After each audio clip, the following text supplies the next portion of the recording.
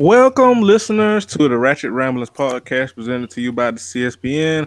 I am one third of your host, Jeremy, aka Black Dante on Twitter, aka Niggamore, aka Y'all are not the fuck okay, aka Please leave me alone at work. Thank you so much. And as usual, I'm joined by one of my friends and my co-host. Curtis the Menace, aka Trilificent on all social media, aka still holding it down for our sister Candace. She will definitely be back in a few weeks. I know y'all missing her. We missing her as well, but she got to take care of real life things. Yes, bad And bitch teens. We love you, friend. we have a first time guest, and I'm actually going to let Jeremy introduce her. Yes, we have a first time guest. At least on this show, but long time fan of shit. If I'm being honest, like the CSPN, like me, Bianca, what we got going on over at Crown and Collars. I think I had her. We had her on one time for the Ratchet recaps on Crown and Collars. She is one of the dopest people that I have met via the internet. Long time fan and supporter. We have my girl Tia in the den of niggatry. So I'll let her introduce herself and where to find her and all those AKAs. Hi, everybody. This is Tia, aka Tia the Gym on Twitter, aka I'm also Niggas Against Coworkers, aka the Gemini Angel, aka Tequila and Wine are the lovers of my soul. That's all I got. That's all we need. Well, Pumpkin, bad and boozy. hello. So some announcements real quick, and then we can get started. Number one, first of all, let me tell you, hopefully this week will be better than last week because I don't know where my head was at last week. I was all over the place. Like I listened back and was like, said pulmonary was circulatory or cardiac system related. I was like, what the fuck was I on? I was sounding dumb like I was on Black Ink. Anyway, use the hashtag Ratchet Ramblings Pod when you listen and you tweet about the show. Y'all know the usual spiel. Follow us on Instagram, on Twitter, on Facebook. You can pretty much find us Ratchet Ramblings. If you put it in Google, it should pop up. And leave us some ratings and some reviews. We love when you do that. We can read them on the show. We just like to see what you guys think, and it's a booster. It helps us keep going and keep delivering this hashtag trash. And last but not least, guys, do not forget that we have merch. We have a whole store full of shirts. We have leggings, phone cases. There's a hoodie in there. So It's hoodie season. It's hoodie season. Or if you just want to have some fly shit to wear and represent the show and let people know what it is that you'd like to listen to, you can go to teespring.com/stores/Ratchet Ramblings. And that's pretty much it. So we can get started. Yes. I forgot what we said we was going to. Damn, just that quick. I done forgot already. I got Sorry. I'm going to say this in advance because I don't know what's going to happen, y'all. I'm sleepy. And the last time I was sleepy, we got the Tamales episode. So good luck, everybody. I don't think it'll be that bad, but I am very tired. So let's see what happens. Yes. So with the niggatry this week, we gonna start with Married to Medicine. Episode 7. Yes. Out of commission. Before you start, Jeremy, I just want to ask one question. Okay. Does Dr. Damon not have any clothes? Because that Cooper looking nigga don't ever wear anything but scrubs. Scrubs and maybe a blazer and some jeans when they have like a formal function. But even then, shit, half the time it's a 50-50 chance that motherfucker might show up in his goddamn scrubs then shit. Right. He put the blazer on over his scrubs. You be Right. like, what the fuck? I be like, as much shit as and as southern as Heavenly is and all that kind of shit, I like your husband ain't got no goddamn clothes. Right. You letting him come out the house looking the way he look? You letting daddy come out like that? Like, all right. I have a question. question. Mm. Dr. Satan Lee. How the fuck is she a dentist with that overbite? You know what? I'm Tia, confused. come to the podcast asking the hard-hitting questions.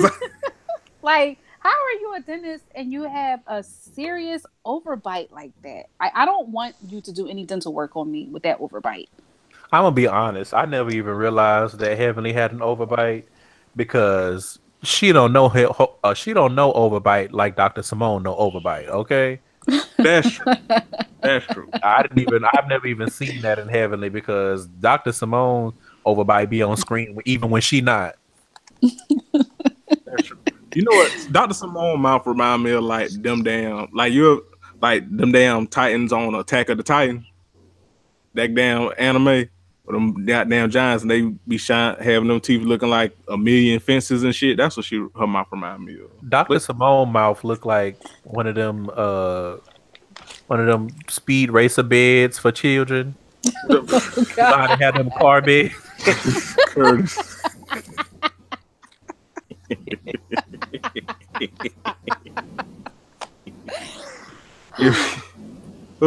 Ooh, okay.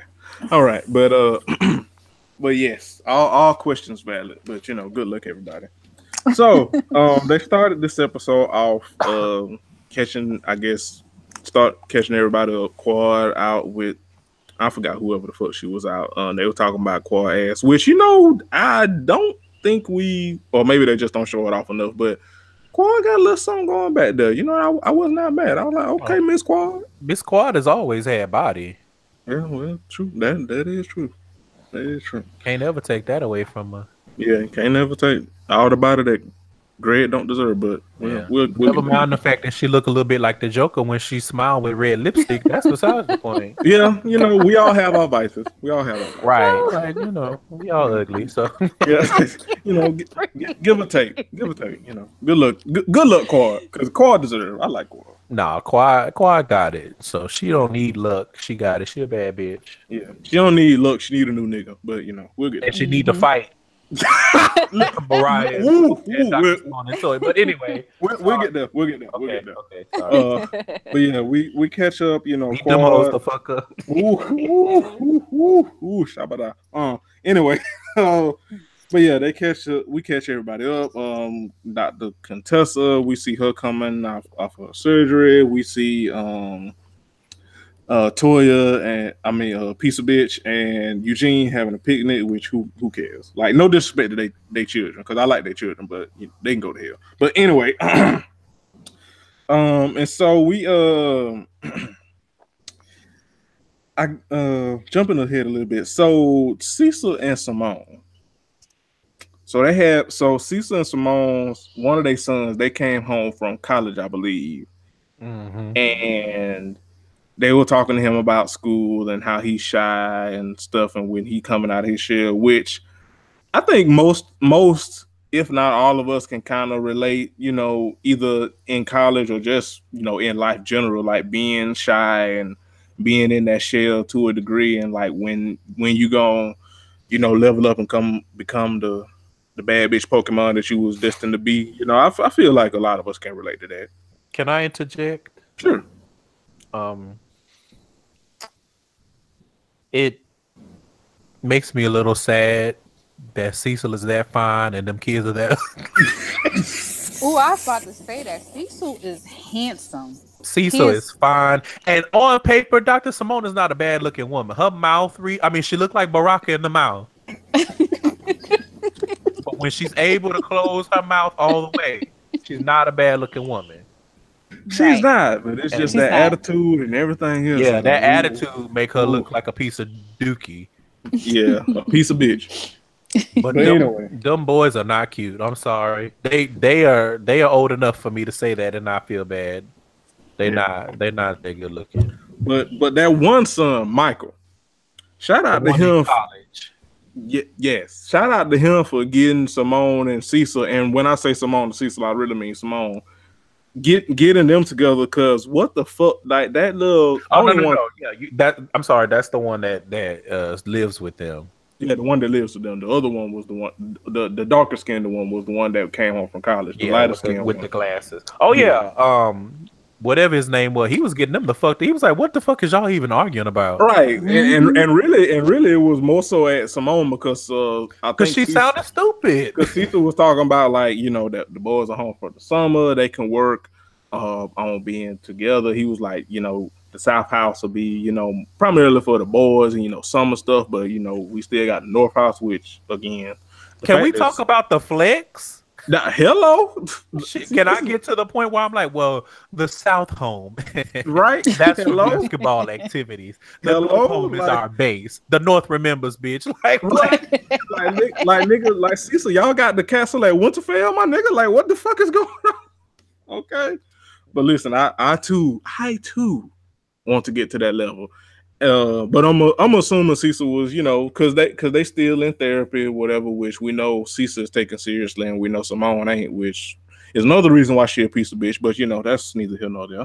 Yeah. And Simone was like, cause I found it very curious, because like you saw his face when Simone was like, "Well, I have been having peace since ain't nobody been in my house," and it's like, well, that's the goddamn problem. Hell, that's why y'all got so much hell in your marriage, because ain't nobody been in your house and in your vagina, namely your husband. Like, and so Cecil was like, this is an opportunity for us to work together. And shout out to Michael. I made it a point to write his name down. Michael said, because Simone was like, all the time on social media, you posting.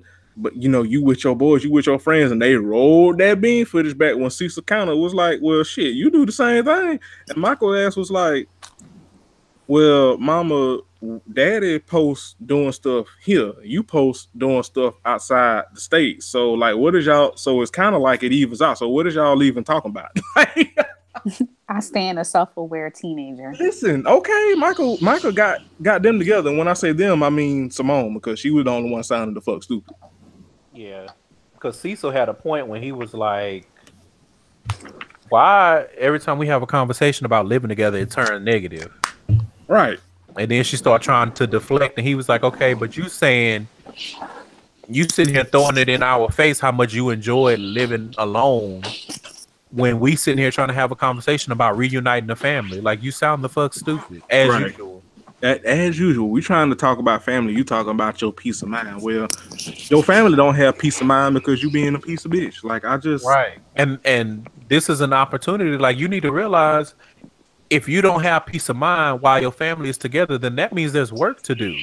Right, which you haven't been doing. Trying to stay away and not face it anyway. I don't know. Good luck, Cecil. Good luck, Cecil and them boys. That's all I got, because Simone can go to hell. To be honest, Cecil doesn't deserve that. She is very. Why Simone don't want to fuck Cecil handsome ass? Like, I don't get it. Like, what is you doing? Because she want him to grovel. She don't want to do therapy. She don't want to do that shit. She want him to beg. She want him to grovel. She treating this nigga like he Greg. Like, I don't get it. Like, what's this? Anyway, again, Simone can go ahead. Anyway. I don't know why, because Greg looked like a meerkat. So like Cecil is too fucking fine for you to be acting stupid like that, girl. Get it together. Tighten it up. Tighten it up and let him loosen it up. Like, girl, quit playing. Yes. Mm-hmm. Quit fucking playing. But anyway, Greg definitely looked like a slime from Dragon Warrior. He looked like a chess piece. He just Anyway, he looked like a bishop. Curtis, go to hell. Damn, already it's early in the show. It's fine. But anyway, so then we move on to Quad, Miss Quad. She had a dinner, well, not a dinner, it looked like brunch with her mama and her auntie. And shout out to her mama for that wig. Listen, her mama and her auntie, they was fresh from the salon. Okay. From the old lady salon. Okay. They went to a salon on MLK Boulevard. Listen, and hop right on over to the manicurist on Peachtree. Okay, listen. They was like, I don't know about the rest of these bitches. We not getting on TV looking busted. Okay.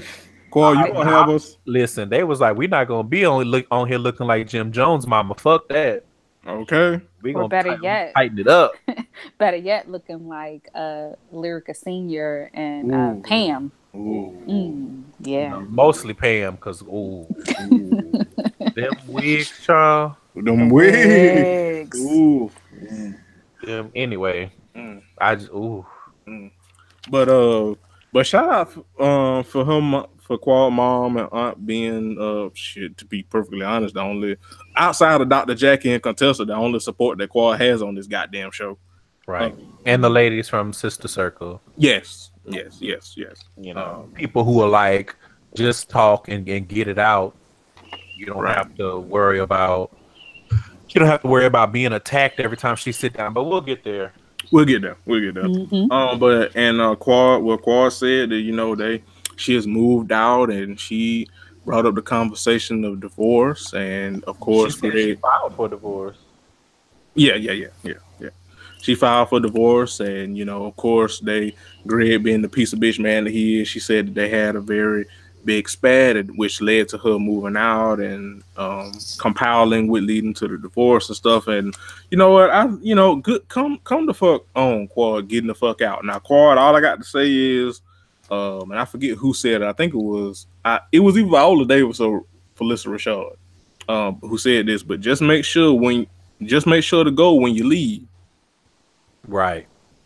Cause I agree with Curtis. Quad deserves nice things. Listen, dealing with a ugly ass, peanut head ass man with a little dick that has a mindset of a goddamn caveman. Listen, Quad deserves nice things. Like, I know some people online don't like Quad, and Quad has her faults because we fair and honest on this show. But with that said, Quad deserves better than Greg. So wait a minute, Dr. G got a little one. He got a little dick. That's what the word on the street is. Yeah, right. According to the girl that he went to the hotel with, he got a mini me. Quad is better than me. Although the way he acts, you could tell. The way he act, I'm like, this. I smell overcompensation. Yeah, you took the words right out of my. We here, friend. We here today. You took the words right out of my mouth. Because the way he be, I've taken care of you since I met you. That's definitely little dick energy. Exactly. Quad better than me. I would have had me a straight up side with big dick energy. Because any little dick, any little dick nigga, I don't even want to say with money, but particularly little dick niggas with money, they always throw money over women's face, which is so funny because in this, getting a little deep, quote unquote, for a minute, in this patriarchal society, with the way the men set up, especially cishet men, like the only real value a lot of us contribute is money, and the fact that you throw it over this woman's face because you suck in every other goddamn area, it's like typical nigga with a little dick. You know what's funny about Dr. Greg though? It's like you don't even know how to overcompensate right. How are you overcompensating and you driving a Mini Cooper? Like what the fuck are you even doing? Can't do nothing right. Just a waste of a goddamn man. But anyway, but yeah, just make sure you leave when you go, Quad. That's all I got. But good luck to you. But we'll circle back around to you. Then they had something with then they went to Dr. Contessa coming home from the surgery and her talking to her to their kids about it, and what's his name? Curtis, ain't it? Dr. Scott? Yeah. Shout out to Dr. Scott, because listen, that is a man. Mm-hmm. That is a man got money, got a successful career. Him and Contessa got sense. He taking care of her. He seems emotionally intelligent as well. Shout out to Dr. Scott for being a good man. Him and damn Cecil, them the two best men on the goddamn show. Yeah. Now the rest of them, I don't know what the fuck they doing. Yeah. But I will say I didn't. Number one, I was cringing like shit when them kids was climbing on Contessa because I was like, I know she in pain. Ooh. Yeah. Oh yeah. I was cringing, and she wanted them because I was like, at first I was yelling at my computer screen like, Scott, if you don't get these goddamn kids. But then I was like, but she want them. But I was like, somebody tell the kids not to climb. I was, ooh. Yeah. Because when she said that she would rather give birth 5 more times and experience that pain than the pain she was in, woo, I was like, oh, that's some other shit. Yeah. And you could tell she got a high pain tolerance, but still. And the other thing, I didn't know that she was getting implants with the mastectomy. Like she had what? How did she get to go home the next day? That seems too soon to me. Like you taking my titty out and putting titty in, like this too much. I think it's like the same procedure. I think it's the same procedure for breast cancer patients. I think they do the exact same thing. Like so once they remove it, it is fast. And I was like, poor child, because them kids was just hopping all on her. I was like, you could tell she was in physical pain. Yeah, because at first I was looking like, now I know she bandaged up, but she got some lumps. I'm like, wait a minute, what happened? I was like, did she not get the surgery? But then they were like, yeah, she got the implants because she didn't want to feel like less of a woman. And I was like, oh, I didn't even know they could do that all at the same time. But she said her chances of getting breast cancer went from like 40% to virtually 0. So that's good. Yeah, right. And she still got them. And she's still gonna have them things for Scott to play with. So hello. We stand a healthy queen. Yes. In a healthy marriage. Yeah, we stand a healthy queen, a healthy king, and a healthy marriage. And God bless y'all with them kids, cause but you know what? That's fine. That's a lot. I can't do it. Listen, but you know what? That's fine because they seem like they one of the few couples on the show that seems like they got their shit together. So you know what? They're like the only couple. With Dr. Jackie and Curtis being a distant second. Yeah. Because the rest of them motherfuckers. Listen, I pray for Damon, but we'll get there. I don't. He right where he want to be. He love that crazy bitch. I'm not wasting my. He like that shit. I was like, ugh, sounds terrible. He know what he signed up for. He willingly signed up for it. He volunteered like Katniss from the goddamn Hunger Games. I mean, with that overbite that Dr. Satan got, I know her head is fire. It gotta be. You know what? He volunteered in the Heavenly Games. You know what? Satanly. Potential show title. He liked that shit. He liked being called daddy. He liked that she upholds his archaic views and shit on men and women and their roles in a relationship. He like all that shit. She probably be blowing in his booty hole. He over there getting. He ain't going nowhere. Listen, she do all the things he like with no questions asked. She definitely eating man butt. Most definitely. He like that shit. He like it's some freaky shit when she calling you daddy no matter where y'all go. Like ain't even leaving it to just the house. Right. Y'all at the goddamn grocery store. She like, daddy, you see these eggs on sale for $2.99. She need to be like, daddy, why you don't ever wear nothing else but the goddamn shit. Daddy, you ain't got no more clothes. I know you do. I bought them. I can't. Daddy, you need iron. Right. Like if you don't take that man to fucking Marshalls and get him some goddamn clothes. Listen, go to Macy's and go to the last chance that you can get like 8 shirts for like $70. Right. Because you can tell he's not a flashy man, so you might as well not even waste time trying to go get him something designer. Go get him some nice polo. Go to Old Navy. Hello, listen, I love Old Navy. Fancy. Maybe go to Banana Republic. Listen, I mean, I wouldn't suggest it, but you know, because it's the same fucking clothes, pretty much, just at a higher price tag. Listen, go to Goodwill. You can get a nice shirt for like $6. Anyway.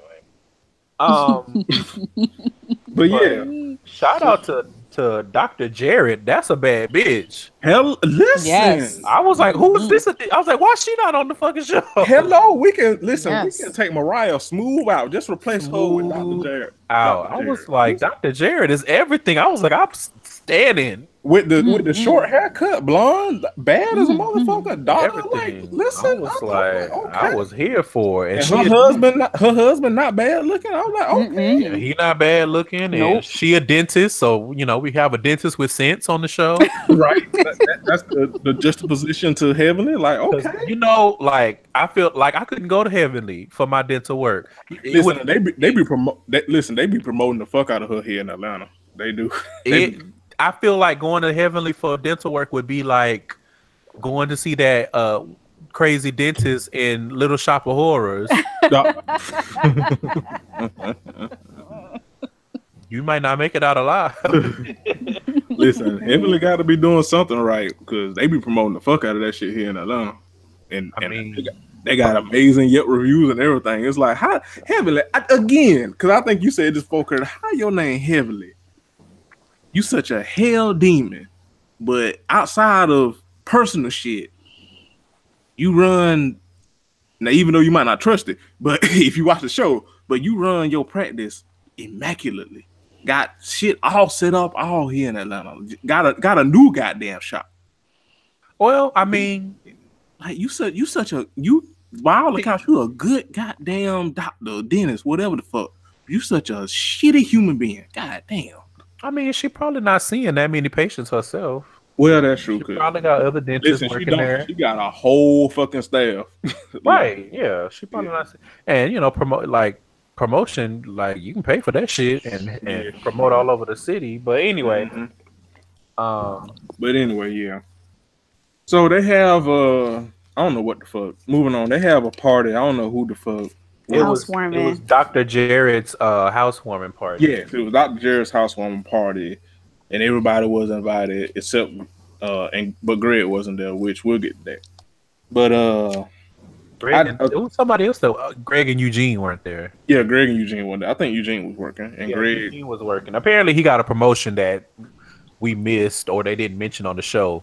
So now he's like the director of a hospital. So that might give us a clue as to their financials and why they're spending so much money on that house. Hello, because listen, I'm assuming now that he's the director of a hospital, he's bringing in a lot more money. Oh, you know what? I completely forgot that part, but it don't matter because that scene when they talked about the new house, I really didn't care for nothing but the children. Like that whole opening part until they got. Well, no, not the opening part, but because they did another scene when they brought the kids to the dream house, which I didn't care about, but they kids are adorable. I would say that. Oh, I wouldn't. I thought that was at the beginning. Showed you how much I was paying attention. I was just looking at Toya ass. Like how Eugene handling all that ass. I don't even look at that no more. Fuck her.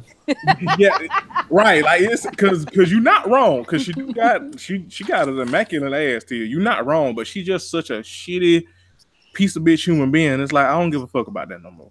It's like when you follow somebody. It's like when you see somebody real fine on Instagram, but they have like problematic like 2011 Facebook statuses and shit. You be like, you know what? I don't care how your titties sit up, girl. Fuck you. Listen to this self drag he just did. That's fair. Definitely. This self drag. Come on, big knee. Self drag. Listen, there's wisdom in these big knees, but big anyway. knees and big Facebook statuses. God, hello. Listen, cause growth comes. Ooh, child. Ooh, you bobo. Ooh, shabba. But yeah, so what was it? It was what did I say? It was a housewarming. Yeah, for Dr. Jared. Ain't that her name? Jared? Yeah. Jared. Mm-hmm. Yeah. So a couple of things that stood out to me. The irony of Dr. Simone saying quad is all talk, but we got to see the work when you don't even do the work to give your husband no pussy. I thought that was very interesting, Dr. Simone. Mm-hmm. Not even just giving him pussy, just like doing the work, being invested emotionally. Like I don't see it. Maybe you know what the irony is badly, but I don't see it. You know the irony of. Because we talk about this all the time, like cishet men not being emotionally intelligent or invested. Just the irony of Cecil being the one emotionally intelligent and invested and Simone being a nigga. Like, just the irony of that. Mm-hmm. But anyway, Toya still mad at Contessa for no goddamn reason because she a color contact concubine idiot piece of bitch. Yeah, Listen, that let me tell you whole something. When Dr. Scott came and Toya made that slick comment like, oh, she at home. Listen, Curtis, I know you said one time that Dr. Contessa on the spiritual journey. I will propose that Dr. Scott on the spiritual journey too. Because listen, let me tell you something. I don't think he's not on a spiritual journey. He's just a gentleman, and he's not gonna go at a woman being a whole grown man. Fair, very fair. That's fair. And same. I too empathize with that, but because he better for than me. Listen. You got one time to make a slick comment when I done came to your funky ass party, bitch. I'm flipping every table, food all over the floor. Listen, I done came to your fuck you and Eugene. If you want to see me outside, see me the fuck outside. Listen, I came to your funky ass party. I sat there while you humiliated my wife going through a traumatic experience with her father, my father-in-law. I still showed you respect. I didn't make a goddamn scene, and then my wife just came from having a traumatic surgery. She at home recuperating, and you still got this smoke. You still making slick comments. Listen, as gentlemen, she is really dying on this hill of y'all need to be texting me everything. And listen, I'm gonna get there in a minute because they did something that I love.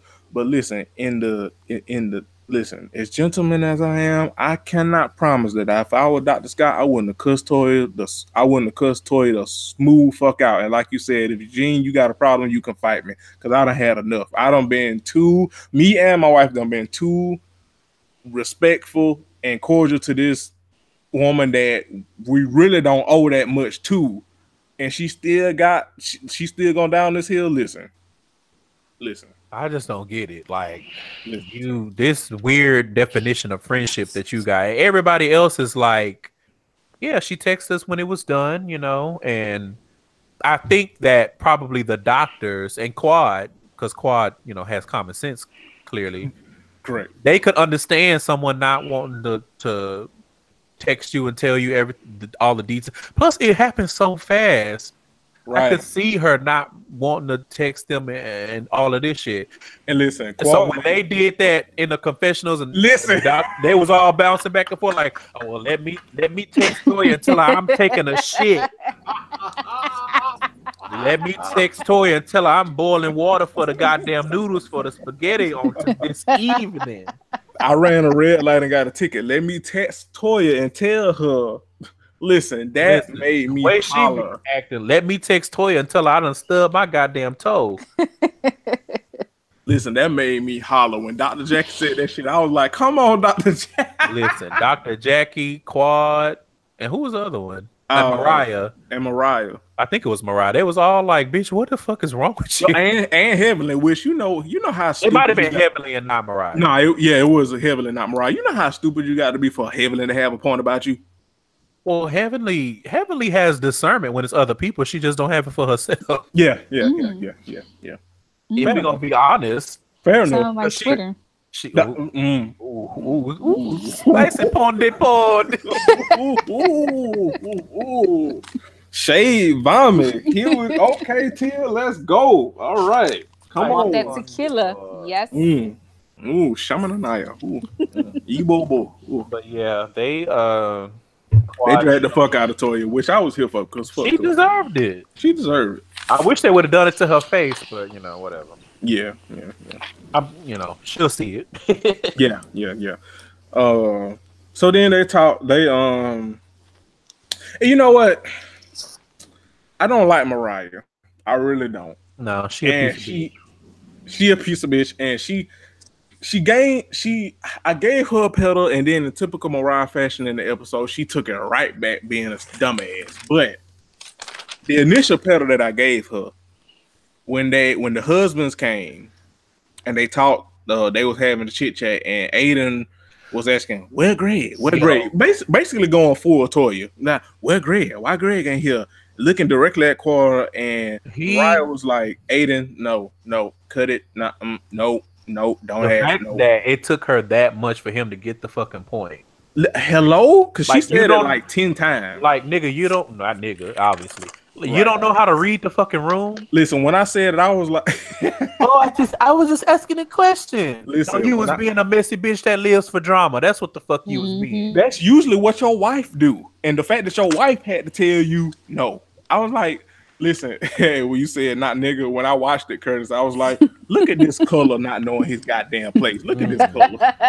I was like, and I was like, you know what, Mariah, look at you being the voice of reason for a change. And then later on in the goddamn, so she took it right fucking back. I was like, see, you can't give niggas using that gender friendly. You can't give niggas nothing.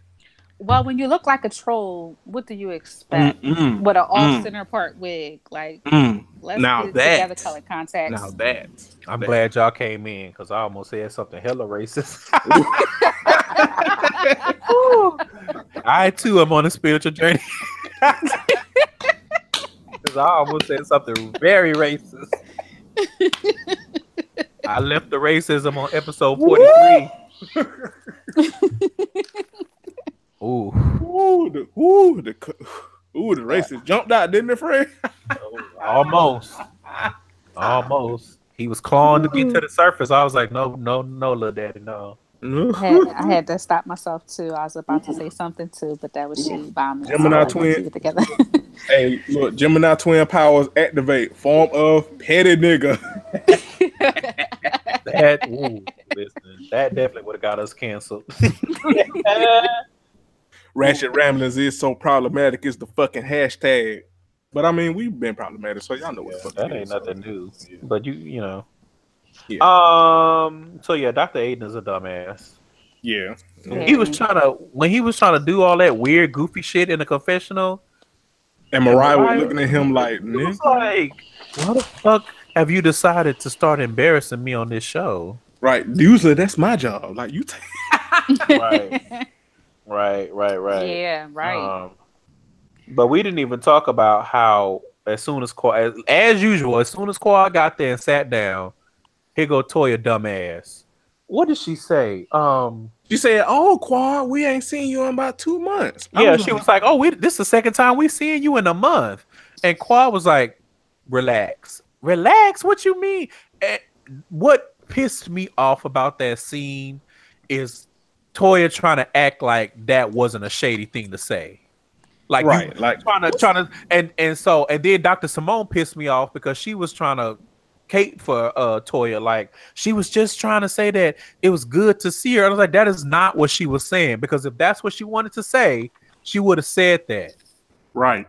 Everybody knows. I'm glad y'all brought that out. Everybody fucking knows. Oh, go ahead. When somebody disappears or hasn't been around for a while and you start seeing them more often, the first thing out of your grandmama mouth or somebody shady in the family is, "Oh, look who's around. Look what the cat dragged in." Right. Look what the wind blew in. That's shade, bitch. Right. Go ahead, T. It is shade. It is shade. What I was saying is what they should do is, because they haven't seen Quad in a while, what they should say is, "Good to see you." You don't say, "Well, where you been? I ain't seen you in a minute." Like, they wonder why Quad doesn't want to open up to them.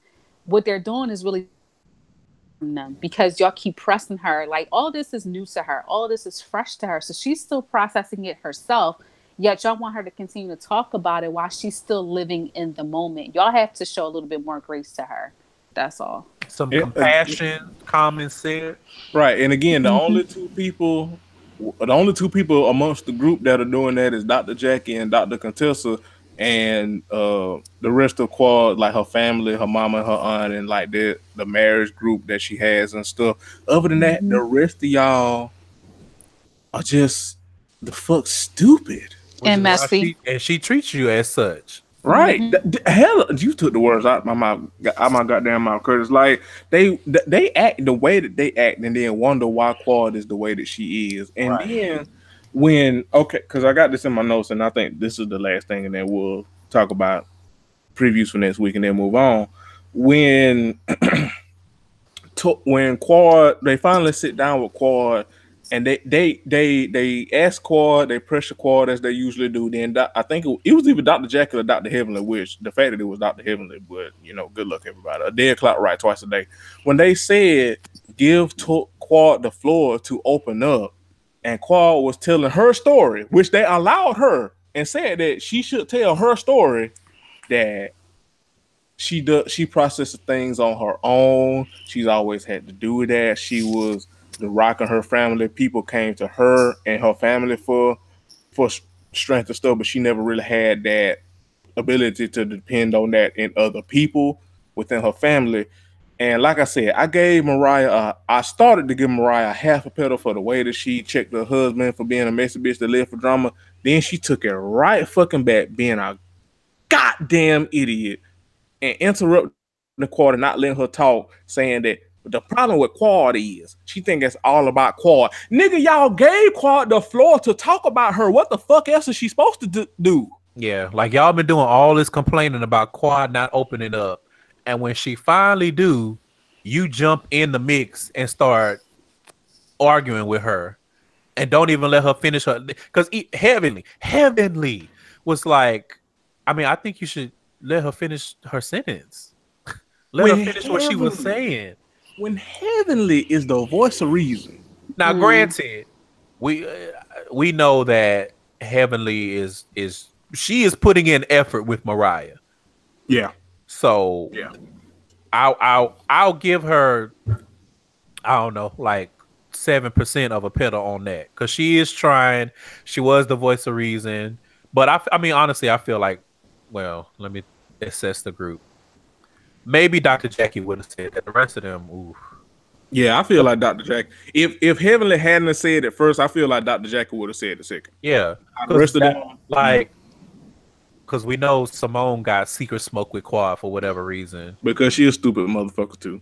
But it was just like, yeah, like you don't let the woman, and for me, it's not just that you're not letting her tell her story and you interjecting and making it about you being flat out disrespectful. Like, I'm trying to figure out when did we get to this point where interrupting people when they in the middle of speaking, trying to say stuff is not disrespectful anymore? Because to me, maybe I'm old school in my big age, but I'm like, that's disrespectful. If you tell me to tell you something and you interrupt me while I'm trying to tell you, to me, that says you don't respect me. Right. And even when hold on, let me say this. It looks funny in the light, especially because just a few episodes ago, Mariah, you peeled off all of the bullshit, all of that personality, and was really consoling Quad when you realized that the shit was real, just to turn around and start being goofy again. Make it make sense. Right. When Quad was about to beat your ass, because Quad was like, girl, if everybody, me and you know each other personally, like, fuck what these cameras talking about. I don't think Quad was going to fight her, but I do think that shit was real, and Mariah had to, I mean, we already talked about that. Yeah. But just to go from that, and then everybody's sitting here and you won't even let the woman finish her sentence, and like, we all the rocks in our family. That's why we bond. And I'm like, this is why y'all are bad friends, because being a friendship does not mean you define what friendship is and every one of your friends has to adhere to it. Friendship means finding the balance and finding what works for each individual that you claim to be a friend. And the fact that the majority of y'all do not want to put in the work to figure out how to be friends with Quad, y'all all need y'all asses beat. Right. Like, the only ones that are doing it is Dr. Jackie and Dr. Contessa. The rest of y'all just... And I mean, I don't think Heavenly... Well, let me... never mind, because that past episode, never mind. The rest of y'all pick and choose when y'all want to act right and when y'all don't with Quad, and you wonder why she don't want to come around and why she don't want to say nothing to you. Right. I feel like one-on-one, Dr. Heavenly will be okay with Quad, but when she get around the rest of the group, she get that persona like she has to be the relationship coach like she did with I'm not even saying that, because when they was one-on-one and then she started turning up on Quad too, I was like, that's fair. I don't know.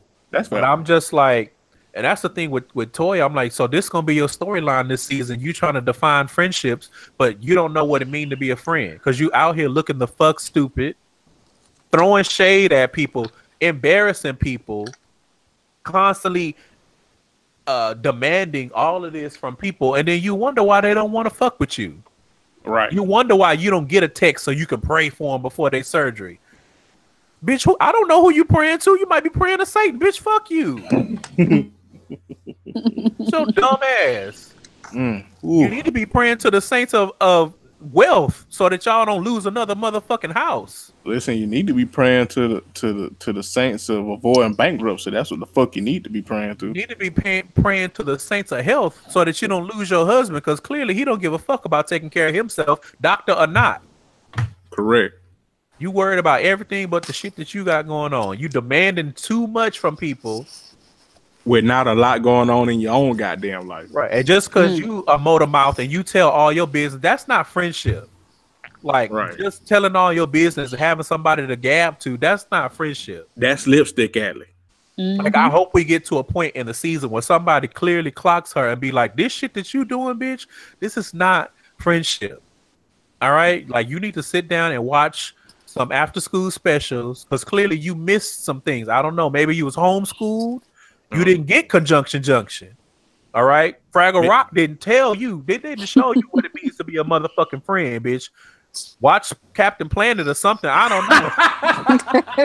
But get it the fuck together, because this bullshit is not friendship. We done had too many motherfucking cartoons to show us how to, bitch, watch G.I. Joe, Transformers. We done had too many examples for you to be grown and out here looking the fuck stupid in the name of friendship. Bitch, watch Dragon Ball Z. Watch Goku shit.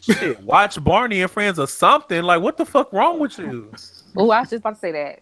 Barney. We was thinking the same thing. Golly. Anyway, I think that was pretty much it.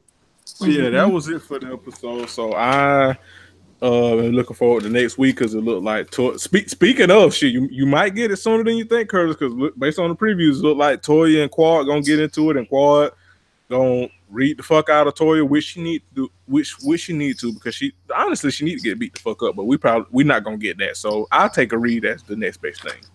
Yeah. What happened? Something they were talking about, a blessing, because I wrote this down, but I don't remember the scenario. All I wrote down was Heavenly in her confession, because she was like, I think it's a blessing that she a low down dirty bitch. She was talking about Mariah before she said that, before she made that comment about letting Quad finish her sentence, because she was like, I'm thankful for Mariah because she's teaching me, blah blah blah blah blah, and I'm thankful that she a low down dirty bitch.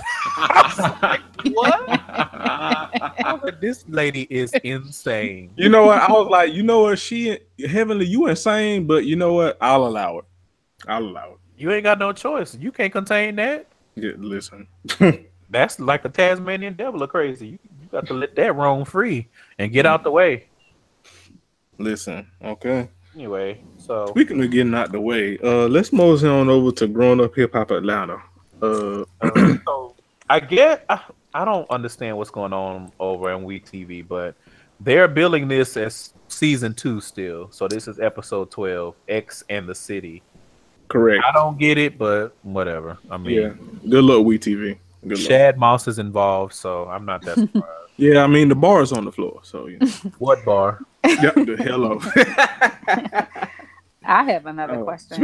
Speaking of not having a bar, I know we touched on this last week, but it continued and transpired over to this week. Johnny Blaze is a crazy bitch. Like, is she okay? Clearly she's not. No, the fuck she is not. She was on 100,000. Then she started trying to blame Deb Atney for the shit. Listen, she was like, listen. And then she fired her, and I was just like, what is happening? What is going on? Like, first of all, how you gonna blame Deb? Like, Deb knew that. Deb Atney knew two motherfuckers that two or however many the fuck it was, two motherfuckers that you don't fuck with, that you got beef with, was gonna show up to this shit intentionally to start shit with you. Do you think as many times as Deb has told you, you need to let that shit go, you need to get on your shit, you need to prove to people that you are worth the talent that you have, which but we there, friend. I have quite a few thoughts for Johnny Blaze. Where do I even start? Hold on, let me set up a little bit to you. Then okay. You go. All right. But I just like how and what rational person's mind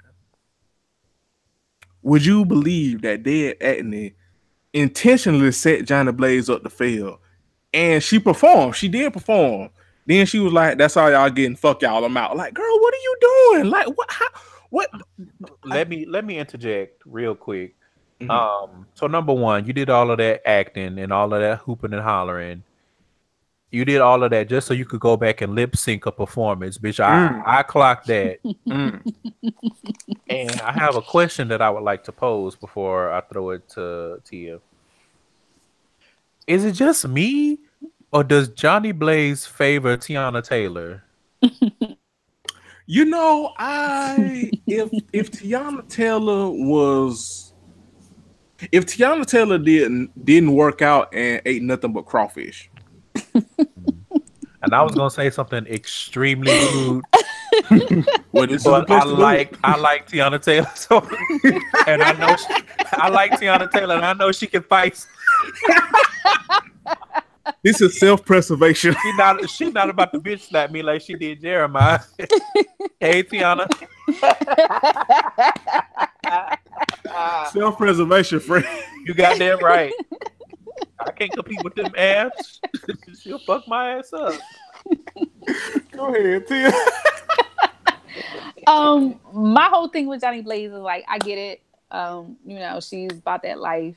It's on site. It was on site with the girls, but at the same time, I have never seen anything good come from this girl. Even from when she was on Love and Hip Hop, she is problematic. She is violent, and all of that has definitely and will continue to overshadow whatever talent that she has. I mean, Curtis pointed out that she was lip syncing, and then for her to she's blaming everybody for her problematic behavior, even with them rolling the beautiful bean footage of her tearing up JD's studio from last season. It's you, girl. It's not nobody else. It is you. You are the problem. When are you going to get your shit together and really showcase what you are, what you have to offer, instead of all this other dumb shit that you've been doing so far? I agree. Cause you know who Johnny Blaze is. You know who Johnny Blaze is. Johnny Blaze is Azalea Banks, but without a Twitter but just a Facebook. Is she? Because I ain't never heard of Azalea Banks fighting. Well, physically anyway. Well, you know what? Fair point, friend. Fair counterpoint. Yeah. Because I thought you was gonna say she a Cardi B without any #1 hits. Or you know what? That's a more accurate comparison. See, when you do friendship, thank you for cleaning that up, friend. I ain't never heard of Azalea actually fighting nobody. Yeah, I don't heard of her having Twitter fingers, but not actually fighting. Yeah, Twitter fingers, Instagram fingers. Mm-hmm. Correct. Theses. Mm-hmm. Right. Yeah. But you know what? That's a better comparison because you know Cardi will fight. Now I ain't saying she gonna win every fight. Cause I mean, but the definition about that life is not about winning every fight. It's just that is correct. It's on site. Like right. Hey, win them all. That is correct. Mm-hmm. Speaking of not winning, so I have to say this. I'm sorry. Go ahead, Miss Deb.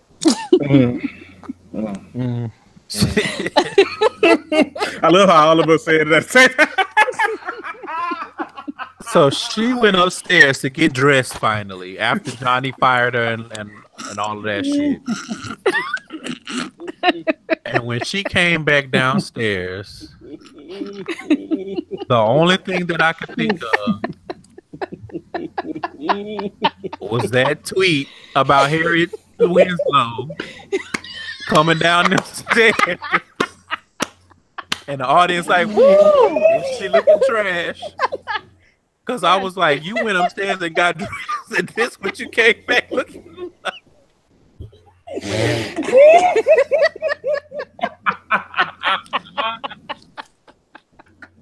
I was like, well, she done put, I mean, from top to bottom, the wig, Dude, I was like, everything. I was like, Harriet, what is you doing? I was like, bitch, is this Elvira? Like, what did you do?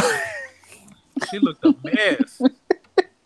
I can't believe you set up there, made all of that fuss about not being able to get dressed, and that's what the fuck you came down looking like. I'm like, you looking like if you got frozen at like Food Lion. Like, Miss Dale, what you doing?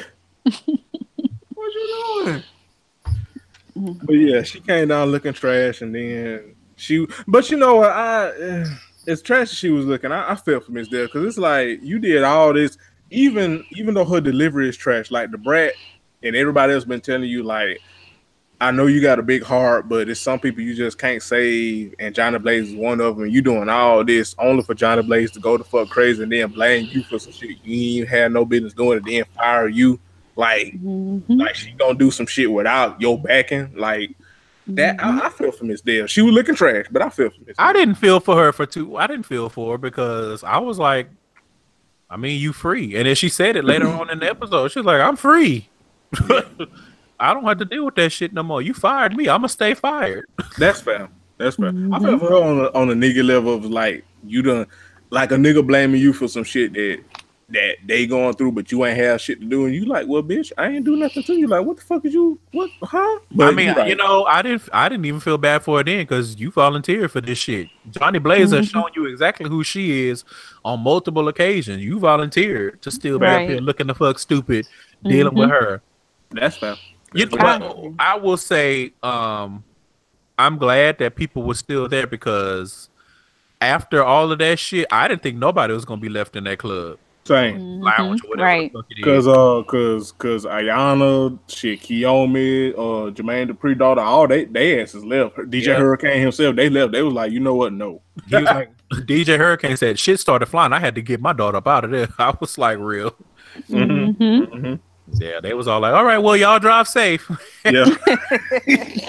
I mean, but I wasn't mad because none of them fuck with Johnny Blaze anyway. So it wasn't like they was, even if that shit hadn't popped off, they probably would not have stayed for the performance. So speaking of them, so Kiyomi, because that's Bow Wow's girlfriend's name. She is. I'm gonna say this and then I'm gonna throw it to y'all. She is a lot, but I will say this: she should give up this rapping shit because it's not for you, and just model. Because I did like how she came to Ayana's shoot or whatever, and she was modeling in that dress. Like, girl, just I mean, she showed up late, but true. I took the wrong exit, girl. Right, girl, you in Metro Atlanta. Ain't but so many ways you can get on 285. Like, come on. But anyway. But yes, she should just model and give this rapping shit up. But I will throw it to y'all because we can get into it because let me tell you something. Like, you nice to look at. I mean, again, I don't think your face is anything remarkable, but from the neck down, you got it. But that's not enough. Like, you are so fucking annoying. You are so fucking insecure. And you are so the fuck stupid. I'm already over it. I'm tired. We only 2 episodes in, and I'm exhausted with her because, and you know, I just come on with it, friend. Come on with it. I'm just trying to wrap my head around being the way that Kiyomi is being over Bow Wow in 2018. Like, he not even like, but like I said last week, whatever demons he's struggling with internally, it shows on the outside because he don't look like he keeping himself up. He don't look like he taking care of himself. His sideburns don't match his fade. Like, it's all bad. He got bags on his eyes big enough to carry $50 worth of groceries. Yeah. Now I will say this because they know Bow Wow like forever. Even Ayana said it. I think at the photo shoot, or even it was later on. She says like every time Bow Wow gets in a relationship, he still acts like he's single. So it's like we said last week. Kiyomi is the fuck stupid. I would not argue that she is the fuck stupid, but at the same time, she with a nigga who is also the fuck stupid, and historically, even among his friends, acknowledge that even when he in a relationship, this nigga still act single, like a dumbass. Hey, historically, we see it in the episode. Well, yeah. He start texting Masika, which we'll get there. I'll bring us there. But again, I don't disagree because even with all that being said, Kiyomi, girl, what you do? she sounds like a little ass girl. In my mind, he ain't never been with nobody but me. How is that helping you? And he got a daughter. Have a healthy relationship with this man. That don't make no fucking sense. What the fuck is you talking about? Say it again. Tell you what you said. But basically what everything Curtis said about her being insecure, nice hair, pretty hair. and that's it. Beautiful gowns. Beautiful gowns. No, nice gowns, no. Okay. The gowns are ugly because when they went to New York, that dress was fucking ugly. Wait, we didn't get there yet. I don't give a damn. That shit at the bottom of that shit was ugly. You don't get beautiful gowns when you wearing actual ugly gowns. Fuck that. But I'm putting my foot down on that. she was overreacting. She was overreacting. Why do I have half of my name to show ugly gowns? You might as well, because that dress is fucking ugly. But she is definitely overreacting. She is basically a pretty girl. She is like going crazy over Bow Wow in 2018. You know what she is? I don't mean to cut you off, Tia, but you know what she is? She is that segment of Twitter where it's like, if a bitch LOL too hard on my mention in my man's mentions, I'm gonna be there with perfect attendance. Like, what's up, bitch? Like that's what she is. Definitely, most definitely, she definitely is. And I'm like it's hard to look at Bow Wow that way, but I'm like the dick game must be outstanding. I feel like that video of Monique that surfaced that people been using. I would like to see it. Yeah. I don't want to see it. Like see it. I just want to like, is there meat? Like, is it what is it? Because it can't be the money. Because when she asked for some money for a dress, he gave her $20. Like, I was like, what is this, Bebe's kids? Why you give her $20?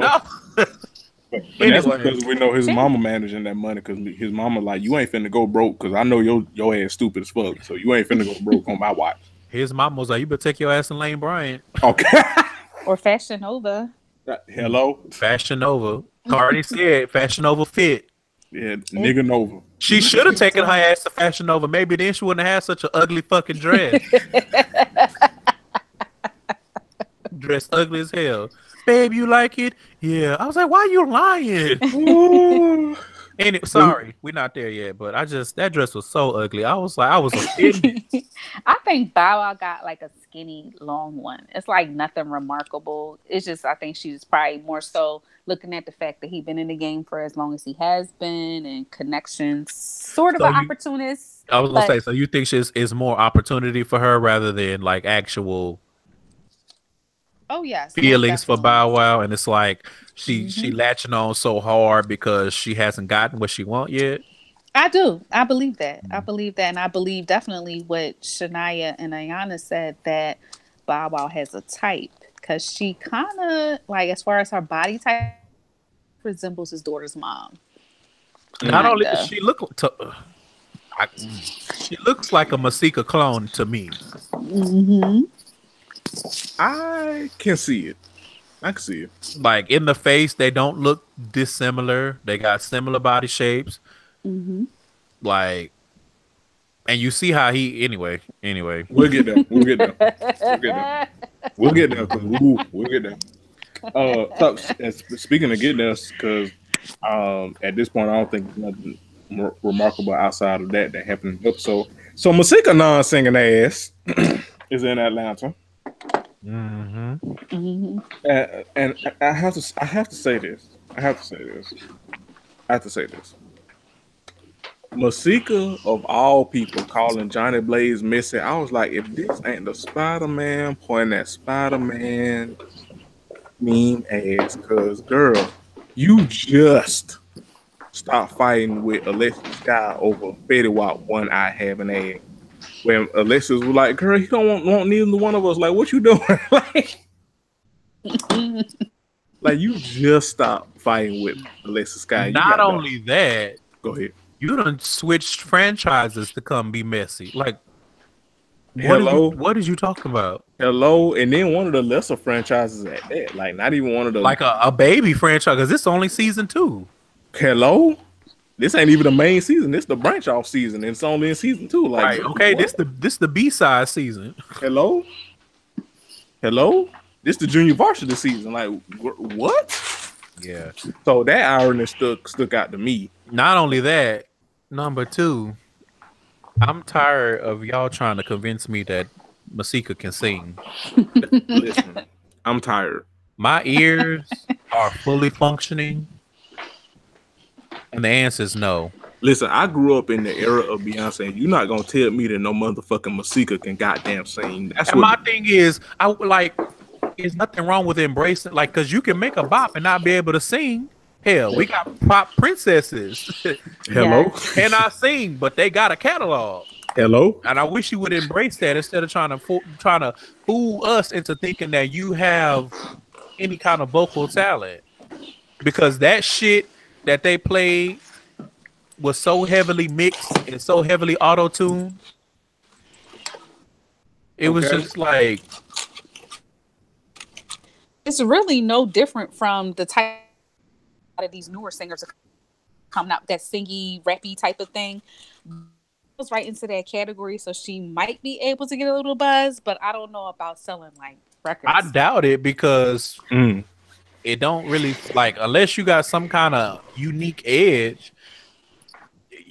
If you doing the same thing everybody else, you using the same formula, that's not working. Like, I saw a tweet, and I don't care about this individual at all. Like, I've never listened to any of his music, and I'm not going to because fuck him. But I saw a tweet where they were like, Future came out and he had this formula, and now because so many people have copied the formula, he can't even get like hits like he used to. And I was like, I can see that. I mean, I don't know if that's true, but I can say that having your formula kind of saturate the market, and now you fighting to climb and hopefully banking off of your name rather than actually having a hit because of whatever reason. So, but I say all that to say, you can't. She can't sing. But you know what? I will take her quote unquote singing over Kiyomi's rapping. So there's that. And I was hollering at Miss Deb because she was like, "Girl, no." I would like for you to manage me. No, I'm good. She's like, I'm trying to enjoy my life, and I can't enjoy my life if I'm always constantly involved in somebody else's life. Like, I got to live for me. And I honestly think that was Miss Deb's way of saying, I'm tired of dealing with you startups. Let me go fuck with somebody that's established. Correct. I agree. Correct. She was like, look, I done been through too much hell and high water to be dealing with you motherfuckers that don't have a brand. Yep. Mm-hmm. So that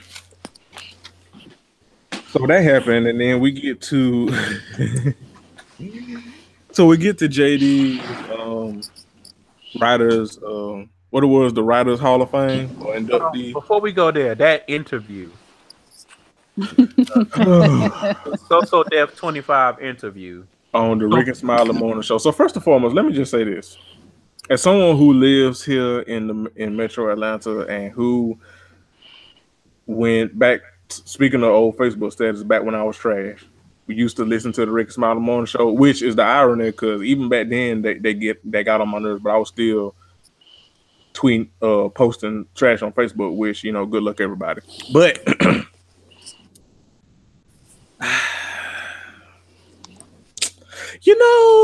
We need to have an honest conversation. And it's probably already happening because, you don't know everything at every time and what people are talking about on or offline. But there needs to be a conversation about how trash, unfortunately, black public national radio is, because the Rick and Smiley Morning Show. If you ever seen Ricky Smiley and you've heard what we had to say about how he look on this show, that's how that show is. Like, first of all, the fact that the Brad is even on it is, but it is very, very trash. Like, it's like, on the morning during my commute, I don't drain my phone battery too much, so I do listen to the radio on the way to my morning commute, and that's the one station where like I turn immediately to the Rick Smiley Morning Show. It's like I would rather tolerate the Steve Harvey Morning Show, and we know how child But that's how much the bar is on the floor. Like I would rather tolerate the Ricky Smiley Morning Show than the Steve Harvey Morning. I mean, than the Ricky Smiley Morning Show. That's how fucking trash that shit is. And that man that they have on Gary with the T, that gay man who they use as a fucking prop, it's just throw the whole shit away. But anyway, ain't that Miss Minnie's sidekick? Yep. Well, you went in a whole different direction, but that was all valid. What I was gonna say is 25 years of So Def, but I'm gonna be honest, I didn't know So Def was still with us. Well, as a crew or a record label. Well, valid. Valid.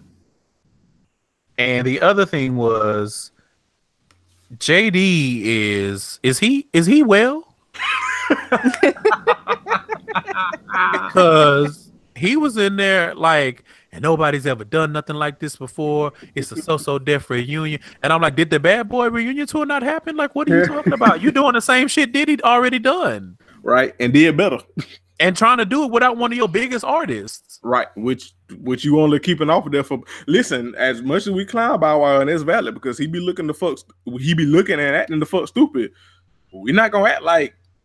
And I think you said last week, Curtis, when you think of So Def, you think of Bow Wow, because and he said it in this episode later on, the most selling artist on So Def, like period, ever. Period. Yeah. Like so since he was fucking 5. Like I was like, okay, so the delusion just gonna jump out. Okay. Listen. Well, when you do Gremlin read, so you know. But yeah, and then Johnny had an interview, and I ain't gonna lie, I didn't take no notes because I ain't care about that shit. Well, I just have one quick thing to say, and that is because she said that she was dropping 3 EPs in 1 month, and I was just like, that doesn't sound efficient. Like, I feel like if you have 3 EPs worth of music, that means you need to pick the best songs from all 3 and release 1. Like, I just think it's distracting as a new artist to release too much at one time. Sound like overhead. Sound like overkill. Yeah. And then I wasn't really paying attention because she was like, oh, it's about pain. And she started doing all this name dropping. And I was like, okay, you're doing all this name dropping, but you can't even stop yourself from fighting in the club. So whatever, girl. What, right. When you getting paid to perform. When you getting paid to lip sync. Yeah, well. I'm not going to let you forget. Did Curtis remember? You goddamn right. The niggas remember. But so, yeah, we can fast forward to the ceremony, which I'm confused. Shout out to Lil Mama and Bow Wow being in the same place at the same time. Was that before or after? That was before. So let's talk about that first. Yeah, that was before the ceremony. That was before the ceremony. So shout out. So Lil Mama finally showed up. I would like to know why she looks so gray in her confessionals. But that's neither here nor there. She was gray as hell. She looked like when Optimus Prime died in the Transformers movie.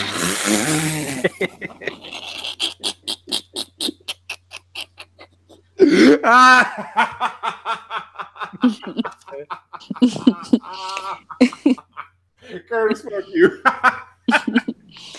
She had on her winter foundation in the summertime. Clearly, she was looking like Mortician number 2. I was like, woo. No, she was looking like when Joffrey died in Game of Thrones. She was. I was like, girl, why are you so gray?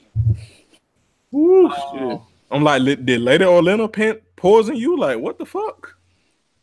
I was like, ooh, them makeup artists ain't doing y'all. Makeup artists, the lighting, everything, like, they not doing y'all no favors.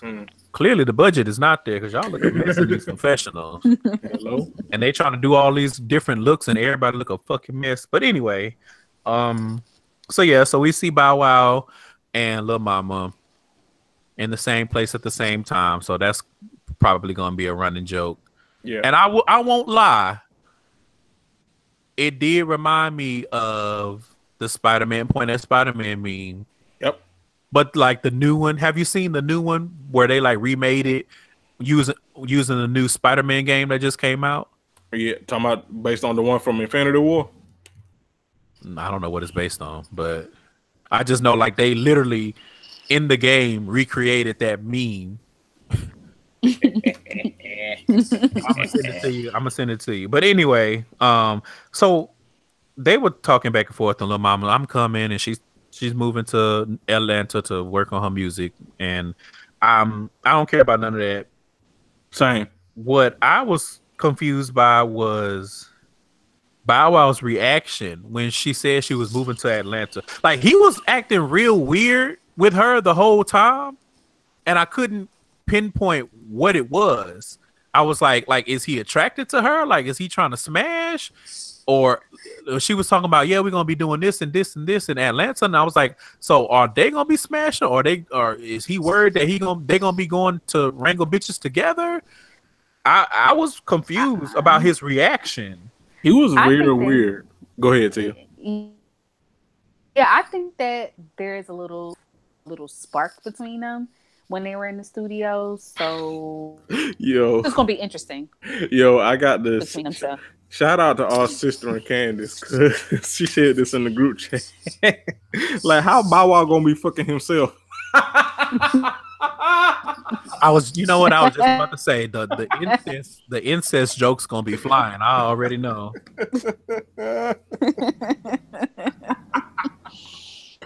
Like, this nigga Jamie Lannister, like, what the fuck is going on? Yeah, so I was confused by that, but I guess towards the end of the episode, maybe that gives us a hint. Mm-hmm. But his reaction and I don't like, you could, yeah, they were vibing at each other. You could tell, like, you could pick up that it was palpable, but I couldn't tell what it was exactly. Like, was it just her vibing at him and he was uncomfortable, or were they vibing at each other and he worried that he gonna slip up?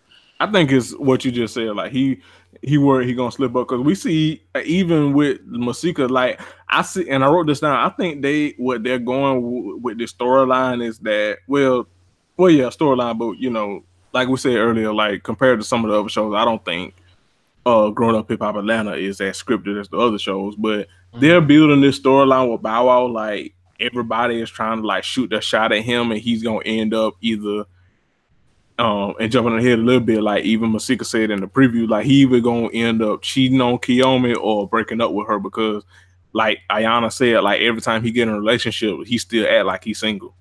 Yeah, and I wonder if it's gonna be a big thing. Like, is something gonna happen with him and Lil Mama, and it's like she's not his usual type, but the shit happened anyway. I don't know, but I want somebody to shoot their shot at Bow Wow that's gonna help him keep his hairline edged up and shit. Because he went to that ceremony, he didn't get no haircut, he didn't get no edge. He did not visit the barber, and I was real good. I mean, he only went to the party. He did, and that was the other thing. I was like, "What kind of bitch is you? Why would you not go to the ceremony after raising all that hell to JD daughter about not going?"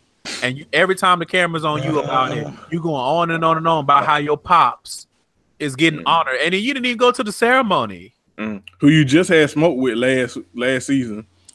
Well, yeah, you got smoke with him, but you make this whole big thing about what an honor it is and blah, blah, blah, blah, blah. And then you don't go to the ceremony. You go to the party with your girlfriend in her ugly dress. Just like a just like a nigga. The disrespect, I'm like, how you not going to get no edge up or nothing? His edge up, ugly, her dress ugly, like, just throw the whole couple away. And then whatever that producer's name, he came in there and he was bamboozled, because he was like, I thought this was a boys' weekend. You got your whole lady here. Now I'm the third damn wheel. Yeah. Yeah. In 2018, is that what? Okay, sure. Okay. Good luck. Yeah, I mean, okay. Maybe it's from 2002 and you just kept it, if you built a reputation with maybe that was your name in D4L, and I mean, not D4L, but them Franchise Boys, and you just felt like not changing it, which, you know what, fair, because you knew music wasn't for y'all group, but you just stuck to producing. I wonder why he looked familiar. Is that what it is? Yeah, he was in the Franchise Boys. The Franchise Boys? Yeah. Well, thank God he wasn't wearing a big old blouse. Like they used to back in the day. Them big fucking shirts on them little bitty skinny ass niggas. Looking like moo-moos. Niggas that wear a medium at best with a goddamn 4X shirt. Listen, that shit trailing like a goddamn wedding dress. But anyway, Beautiful gowns. well, one of them shirts would have been better than that dress she had on. Of that party, Natia Kirkland. Those boots, that dress. What the Them fuck? boots, nigga. Them Cancun nights.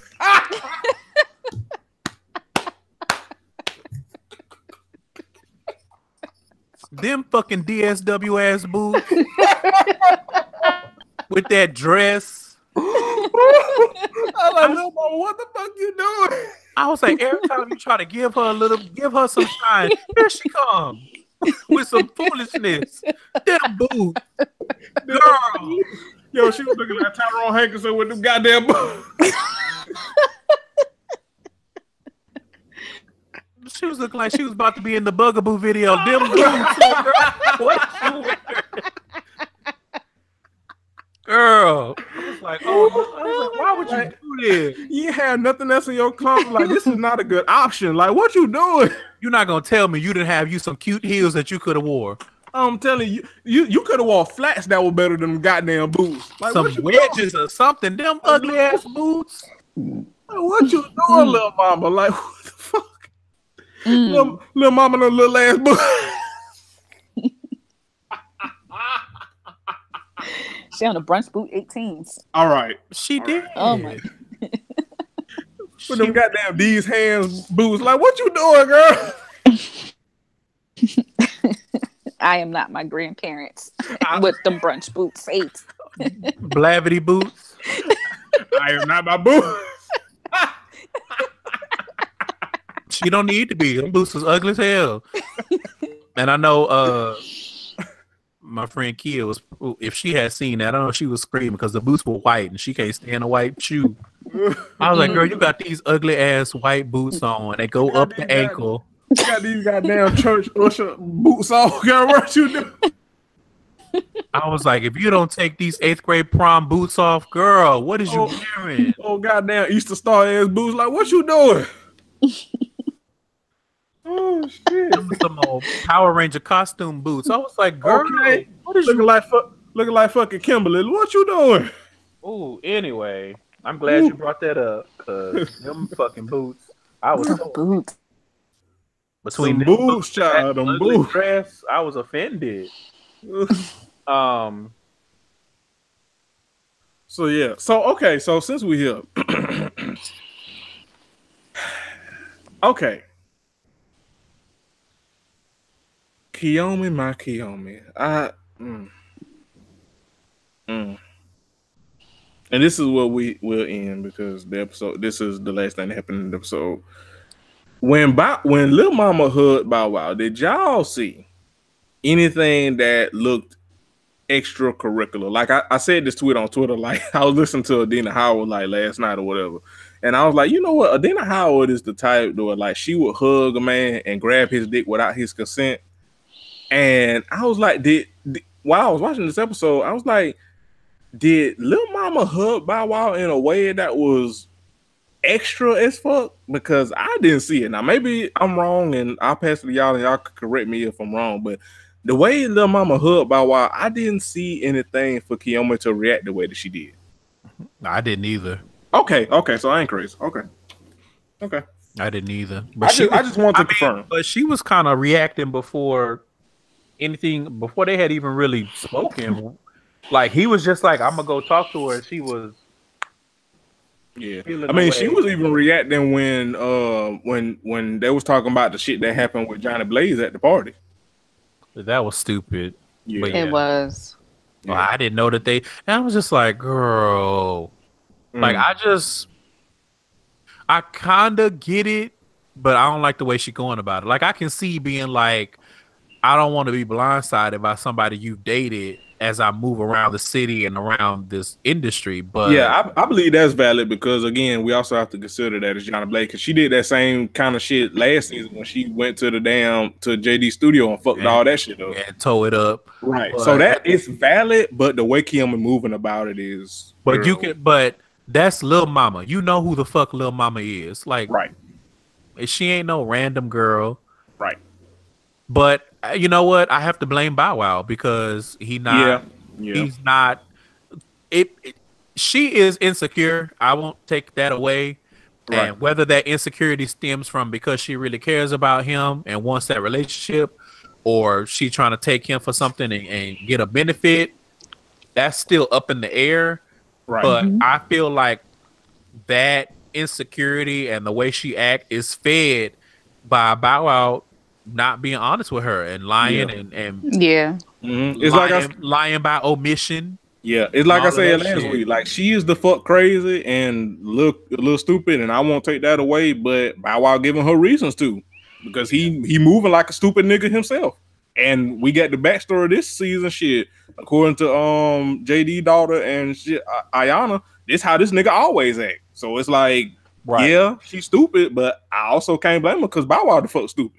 And I feel like low key, and I don't know if this season will confirm or deny it, but I feel like low key Bow Wow get off on that shit. He gets off on having a girlfriend be insecure and shit over him. You think so? And he does that shit on purpose. Yeah. I wouldn't put it past him because he Bow Wow. I don't know for sure, but like you said, I wouldn't be surprised. Let me put it that way. Yeah. Because he's a Pisces man and they demons. So You know what? That's enough. so that's that on that. Yeah, I was gonna say you. I don't know nothing about that. These are them demons. I don't know nothing about either, but the way I be seeing people online talk about Pisces men, I was like, you know what? That sounds about right. Well, speaking of demons, we can slide on over to Black Ink Crew. Excellent segue, friend. Okay, so Black Ink Crew, there's a lot to unpack here. This was episode 6, My Favorite Smurf. Which, first of all, thank y'all for not taking a goddamn quote from Teddy, because y'all. Yeah, but this was still weak. Y'all could have done it. Was weak. Like, just hire us. Yeah. We will come up with good episode titles. Just hire us. Cut us a check, because our ratings is better than some of y'all shows, but that's neither here nor there. So first and foremost, before I let Jeremy run it down, Young Bay Girl, you have got to go to hell with that barbecue. You have got to. I'm so sorry.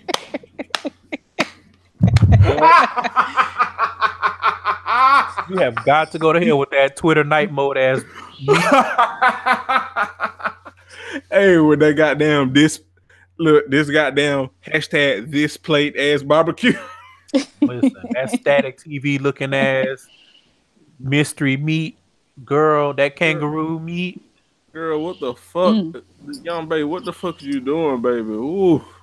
I'm sorry. I had to start off with that, girl. You got to go to hell with that shit. Listen, you ain't doing nothing but wasting everybody's time and energy. Listen, that meat looked like it was in hell, so goddamn. Ooh. Yeah, it looked like she pulled it from hell. Like, this must be from Spawn or something. I'm telling you, shit, or the South Park version of hell, like shit, Satan on the goddamn grill or some shit, because goddamn. Because that shit definitely looked like some meat fell off the back of a truck and shit. Listen, like, ooh. Listen, that shit looked like it was that damn Resident Evil meat. Shit, fuck around and turn you into a goddamn zombie. Okay, T-virus meat. I'm telling you, fuck around, look like Nemesis in the face. I was like, ooh. It was great, like Little Mama in the confessionals face. Yeah. You know what, Tia? You know what? You know, it all comes full circle. That shit was Frankenstein gray. I was like, girl, what is this? Goddamn. I said this last week or whenever. I was like, why is she rolling the hot dogs around on the grill? Like, girl, what are you doing? I don't even know how to grill, and I know that is not how it works. That is not how are they supposed to cook if you rolling them the fuck around all the time? Like, young baby girl, what you doing? That nasty ass looking meat. I don't know how to do barbecue. Yes, no, you sure don't. Right. Never do this again. Self-awareness. Never do this again. You done wasted everybody's fucking time. You done wasted your money. Hello. And C still didn't forgive you. And I wouldn't either, because I'm like, first you have motherfuckers in my shop that I don't want in my shop, and now you're trying to poison me. Right. That's I was really like, good. You know what? I was like, honestly, this still all falls on you because you a dumbass, bird ass, piece of bitch ass man. But I don't blame you for not being fucking with this damn grill, because this was the fuck terrible. No. Although that looked like some shit that Melody eat on a regular. That damn RV.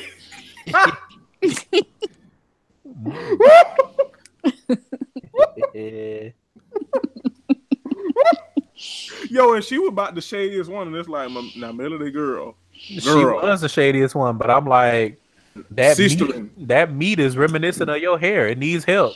Hello. You, as a matter of fact, you and your white man's hair, to be perfectly honest. That I know that shit stink. Ugh. I'm telling you. You know that RV smell like sulfur. Speaking of stinking, shout out to you for bringing it up in the pregame about C saying that Melody. What did she say she smelled like? He said she smelled like cottage cheese and old pickles.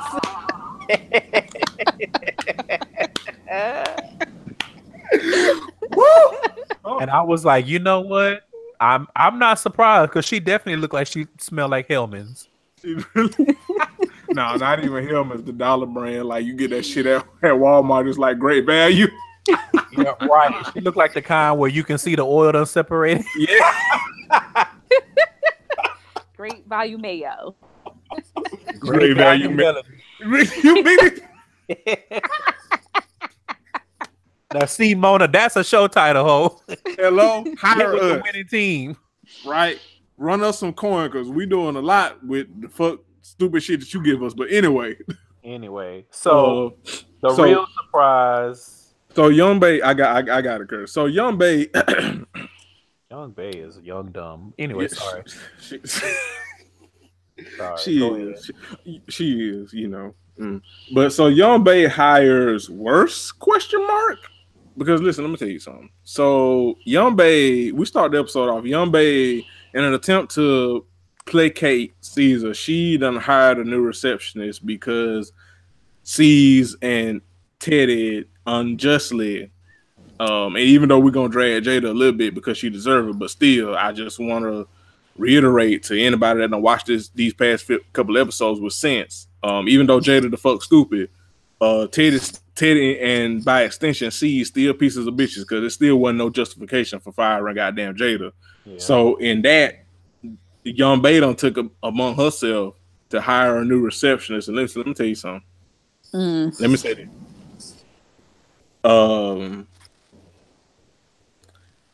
Toki, that's her name. Mm-hmm. That introduction was probably the worst new hire introduction I have seen. Not, I won't even just limit it to reality TV. That is the worst introduction I have seen probably in my whole black ass 27 years of living on this round ass spear called Earth. That was the fuck terrible. That shit looked like some shit you would have seen on The Office. Yeah, I was like, "What is you doing, busting out this box and all? Why are you calling me?" No. The Curtis struggling to bust out the box. Yeah, struggling to bust out the box. Yo, Caesar was looking like, "What the?" Everybody was, because I was looking at my computer screen like, "What the fuck is wrong with this bitch?" I was like, "Y'all playing in my face, like." But y'all know what? You know what? Young Bae was introduced to Exerts King. She bust out of a box. That was her introduction. You know what? To the shop. You know what? Fair to you. Fair. Very fair. Well, bad luck to both of them. Not good luck, bad luck. Bad luck to both of them. I was just like, because that was the worst. What? What? Now, I will say this, though. If we just matching them up, on the surface, I mean, this just one episode on, we'll see a little bit later on, because jumping ahead just a little bit, we see in the preview for the next episode, the goddamn Toki having a breakdown, which, I won't shame her for that. I ain't seen it yet, but at least given the reason that she's going to have a breakdown, I get it. And I'll touch on that in a little bit as we go down on the episode, but she... on the surface, it seems like she does add a little bit more value to the shop than Jada. Because, I mean, Jada was just the receptionist, and all she did was fuck Teddy, which we have dragged Teddy because most of the problems that have been in this shop is because Teddy can't keep his goddamn dick in his pants. However, it seems like she does have a little bit more to add to the shop than Jada, because it reminds me of how Don, even though he really didn't do shit on Black in Chicago but be stupid, he can tattoo also, in addition to as well, also Pierce. So it reminded me a little bit of that, where it's like, okay, she can be the receptionist, but she can also body paint, even though. But I'm gonna have to go ahead. Agree to disagree. That value is yet to be proven, because all I see is this girl is unstable. I'm sorry. That's what you bring into the shop. Instability. Instability. Because between this introduction and all the other shit that was going on this episode, I don't know. I don't see it yet. You gonna have to come harder. This ain't gonna be easy. To me, she fit right in because they all dysfunctional. So I mean, she just adds to their dysfunction. Yeah, but it's like, new dysfunction on top of already existing dysfunction. It's like you got to come in mellow like Melody did. Like, this too much. I don't know. I was like, this perceived value. I was like, where is it? I feel like Erica Dixon. Where is it? Where is it? Not to take that away from you, friend. If that's how you feel, that's how you feel. I'm just saying, I don't know. I don't know if I can agree, because you like the jury's still out. I didn't see it, and when we get to that body paint, I got words on that too. But anyway, go ahead. Forget that. I'll bring us down, friend. I'll bring us down. So speaking of not adding value, so Donna just don't do shit right. She ain't nothing but a raggedy bitch. Goddamn, T. She really is. I felt that shit. Go ahead. Y'all go ahead. We here. I'm gonna bring you in, because it seems like you got words and thoughts. So I'm gonna bring you in. So Donna, she can't do shit right. She can't teeth right. She can't tattoo right, and she can't love right, because so piggybacking off because they spliced it last episode, we know that Alex's father had that surgery, and we fast forward to this episode where Donna forgot that she promised Alex she was gonna be there for him and his father in their time of need during the surgery, because allegedly because she decided to turn up and go out with her friends and shake her ass and get drunk and stuff. So it's like, well, Donna, you just can't do shit right. You can't. You can do everything but stay out of mess and get your teeth fixed. And with that, I will pass it to Tia, because Tia seems she got words and thoughts. Go ahead, friend. Okay, now for her to have worked still the same old trash, because like you actually have a good. Well, this is the second boyfriend who seems to have cared about her. The issue I have with her, you self-sabotage all of your relationships. You always, oh, I didn't mean it. And these niggas deserve it. You lack accountability as a partner. Like, where is he told you that this was important? It was more important for you to go out with. So now I just got all the smoke for you, and I don't feel sorry for you, dumb bitch. I don't disagree. You sounded stupid. Your excuse was stupid. And then, to add insult to injury, then you gaslighting him, acting like you don't understand why he don't understand your dumb excuse and why he not just letting it be. Like, right. I think that's what irritates me the most about Donna. This is not the first time that she'd have done this, because she did the same thing with Mo. It's like every time a significant other where Donna acting the fuck stupid, when they have a legitimate reason to be like, bitch, what are you doing? She always gaslights them. I can't stand that shit. Like, a motherfucker being transparent with you, being like, yo, this shit that you did, you supposed to be my significant other. This shit that you did, this shit ain't cool. And you just like, what's the big deal? Why you making a scene? I don't understand why you mad. Like, I can't stand that shit. Yeah. She act like Alex was just taking his dad to go get his oil changed in his car. Like, he was having surgery. Right. Like major surgery on his arteries. And even Alex said it, like, my dad could have potentially died. And you said that you was gonna be there for me and you was gonna be my rock and this, that, and the third. And you were nowhere to be found. And you didn't answer your phone because he did try to call and text. And she's like, oh, I didn't know. And I came home and passed out. And I just, well, she said, I haven't even looked at my phone. And I was like, bitch, you lying. Right. Mhm. Ain't no way in hell if you did come home and pass out. You've been up for however long. You haven't looked at your phone at all. Right. That And don't also even you gotta sound- call bullshit because you was excited he was coming over. You had breakfast or well, which I don't trust your cooking because I don't trust your teeth, but that's neither here nor there. What teeth? She cooked. She cooked. She missing every other tooth. What you mean? Yeah.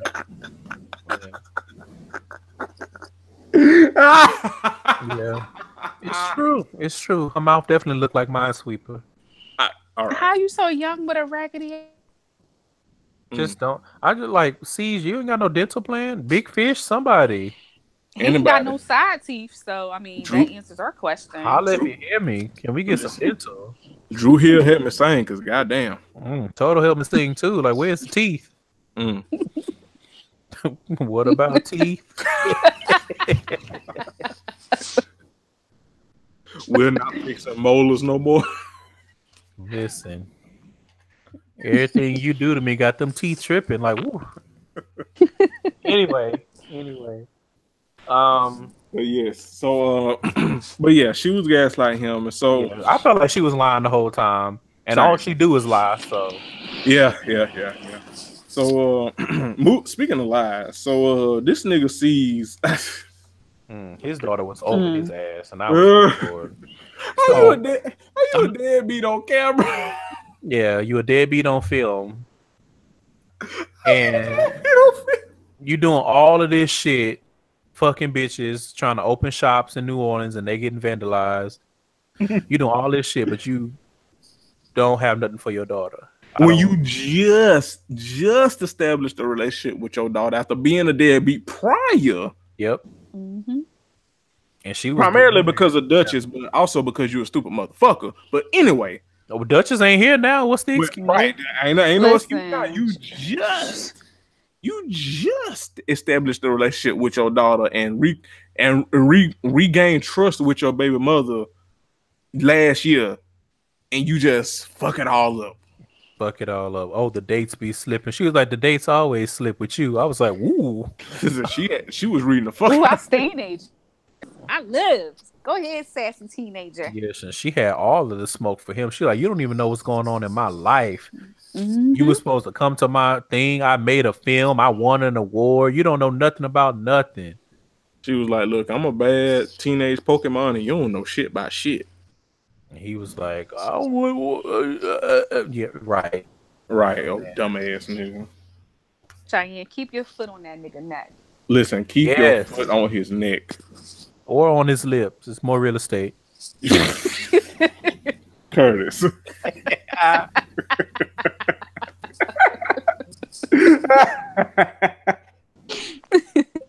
Yo, if you punch that nigga in the lip, I feel like his shit would just explode to like it'll be like one of them damn solar panels. Like I disagree. I feel like if you punch C's in the lip, you'll bounce back like one of them bouncy house. It'll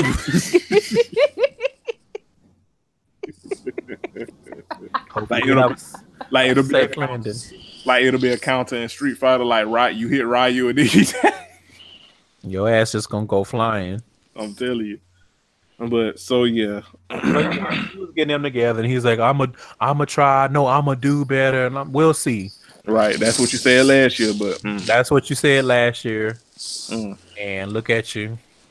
Right. So speaking of trash, so we had our men are trash moment with Toki being open about being sexually assaulted. And let me say this.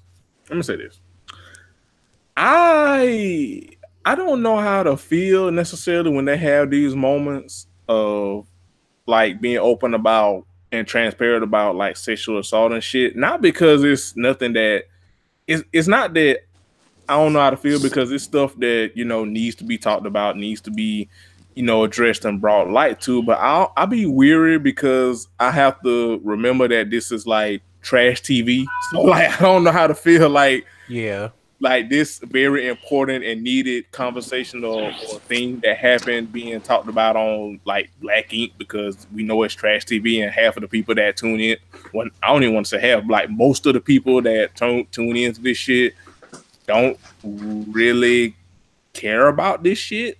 So it's like I don't be know how to feel when they talk about shit like that.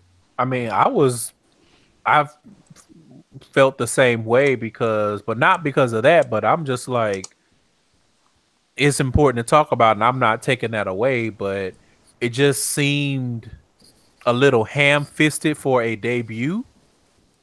Yeah, like that could just be me. For your debut episode, like maybe if like we was like 2 or 3 episodes in with you in, and we like you got your feet settled, then you know maybe talk about that and open up. But it's a fine line because on the one hand, I'm like, it's like I don't know if that's a good tactic to use somebody's trauma as an introduction and like a way for the audience to get to know them.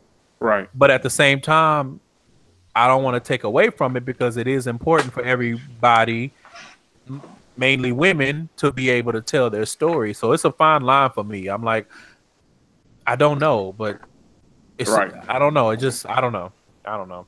Same. I think with Big Fish, because it's a pattern that they have be on the first episode, even down to what's the story behind your tattoo.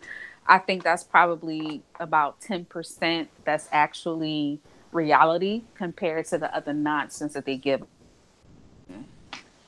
That's fair.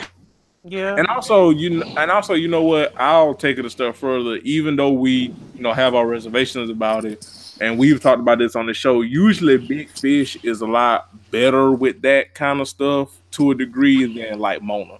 Right. VH1, yeah. I would say probably Bravo is at the top of the list with that kind of stuff. Yeah. Then probably Big Fish, and then Mona at the bottom because Speaking of the bottom, that body paint, girl. You know what? I'm gonna shut up right now and let y'all go because y'all had words and thoughts. It wasn't bad. It wasn't good either, but it was definitely. It was mediocre. It was. That was it. It was just. It was third grade arts project. And my whole thing with that was, how long it takes you to do good work. So why? And this is your test. So why wouldn't you take your time and take the full 3 to 4 hours and do it right? Right. That's my thing. You were so worried about Caesar seeing it. I'm like, so y'all don't have cameras on your phones? You can't text him a picture so he can see what the shit look like? Like, why would you rush it and risk not doing as good of a job? And not even a risk. It came to fruition. The shit was boo-boo. I mean, it wasn't awful. But it was definitely not good. It wasn't good. Like, that's what I didn't understand. Like, girl, you could take a picture of this shit and send it to you later. Like, what you... Right. And let the people in the shop see it and be like, oh, that's dope. And you made a miscalculation because putting that fish on her titty was a poor decision. I am sorry. That was a bad choice. I see where you was trying to go with it, and you should not have gone.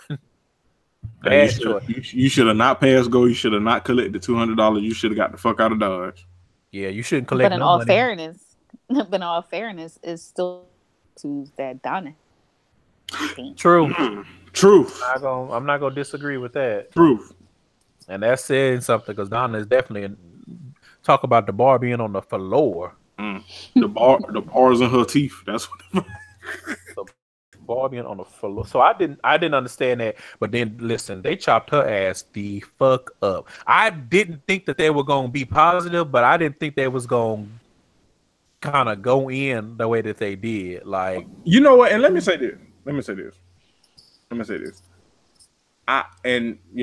Maybe I'm alone in this camp, but that felt a bit extra to me because it's like we just said it was not the best at all, and I feel like they would have been well within the right to be like, since this ain't it, but we see.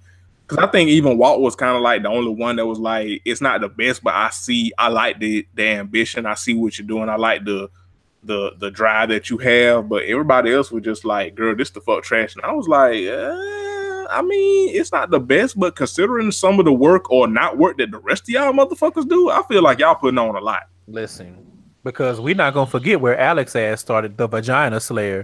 Hello? Because he wasn't slaying no tattoos. That's for goddamn sure. Hello? So I feel like, yeah, it wasn't the best work, but I also feel like they were putting a lot on like critiquing her, because it's like, they were doing the most. Like some of y'all ain't got no room to talk at all. And you cannot be trying to give somebody constructive criticism while laughing at them. Right. And also when you don't have constructive shit of yourself to even add or compare, because right. And I'm like, because Teddy having a goddamn opinion, I was like, you little porky bitch, you the last motherfucker. Right. And Melody, like, girl, you just got through living out of an RV. You shouldn't. You should be very, very humble. Hello. Shit, you can't even do your motherfucking taxes right. You need to. Right? You definitely need to humble your singed edges or whatever the fuck going on top of your head. Like, hello. Not too. Like, bitch, you just got stood up by racist white people. Like, girl, you need to calm down. With the laughter. She's lacking. Like, if you had just given criticism, that would have been one thing. But you sitting up here laughing and shit, like, girl. I'm sorry. I have to. Nobody on that show has done good work. Melody and Bay. You broke up a little bit, Tia. Say it again. You broke up a little bit. Sorry, but nobody has done good work on this show in the past 2 seasons besides Melody and Young Bay. Nobody really had the room construction criticism that they did, because y'all were this mediocre. How you got the show? Because the owner twos. So, are being a little bit too. Yeah, I would say the only one that really should have been given criticism is probably C. Yeah, but I don't know. But yeah, so then she, of course, she started crying, and then Lil Bay, Young Bay, goddamn, I can't do nothing right. Young Bay went and gave her like a bitch, get your shit together, pep talk, and Toki was, I don't know, that whole thing was weird. What else happened? Yeah, so let me see. Was it that party? We'll get there. We'll get there. You know what? As a matter of fact, no, we actually there. You right, friend. So they have a party because C's did the tattoo for Not Future, and for the panda nigga. Listen. So C's did the tattoo for not Future, for future, like if you got Future at Aldi's, and for present. Oh my Curtis. Curtis, fuck you. Oh wow, 2 fuckies in one episode. Anna go to hell. I'm on the road. Well, you know that drinking game you suggested. I already been drinking, so good luck with that. So, yeah. But yeah, he did a tattoo, and they decided to throw a party. Which that's all these motherfuckers do, is throw parties. Like they'll throw like 5 parties for every 2 tattoos that they do, like per 3 episodes. And like, y'all ratio is all. This is why Black Ink Chicago is better, because as much as we get on them motherfuckers being stupid, at least they being generous, because not everybody do shit. But at least they tattoo way more than y'all asses do, because nigga. But that's because they have competent artists. Well, that's true too. Not including Van. Yeah, because Van. Never mind. So they have a party, and Donna. So they have a party for the shop, and Donna shows up. Because she shows up on her Mary J. Blige shit, because Alex is not texting her or returning her calls and still mad at her because she did not show up for his dad's surgery, and she is confiding in Kitty and Sky, and they looking like, bitch, why didn't you show up to the like they didn't have no sympathy for her, really. They was like, damn, that sucks, but you should have been there for his dad, girl. Like, what you doing? Like, there's no justification. Like, they would look the fuck stupid. And didn't they go to bat for her the last time she did some stupid shit? Yep. When she fucked Alex, when she cheated on Mo. Yeah, even in this episode, Kitty was like, I know Donna cheated, but that's no justification for Mo's behavior. And it's like, now, Kitty, girl. But yeah, they was looking at Donna like, girl, why you didn't show up for Alex? Like, what you doing? Like that. Right. They had nothing for her. And then Donna reveals that she invited Jada to this party. And I was like, you know what, Jada? I mean, not Jada, but you know what, Donna? You just love the cute shit going, cause you just love mess. You love mess, and that's why your teeth look like a mess, because you just. Yeah, but teeth definitely look like PlayStation 2. So first and foremost,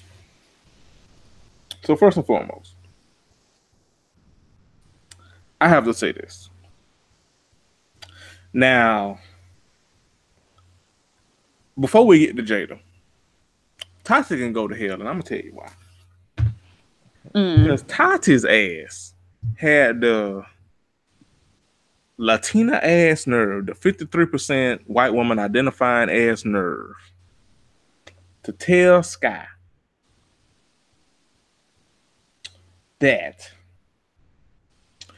she wanted to have a conversation with Sky and get Sky's blessing, because she know how Sky is over Teddy. Because apparently that's gonna be a thing, which I'm like, both of y'all pieces of bitches and y'all can go to hell. Which I'll get to Teddy in a minute. But you wanted to have a conversation with Sky and get Sky blessing because you don't want no shady shit. You don't want no messy shit.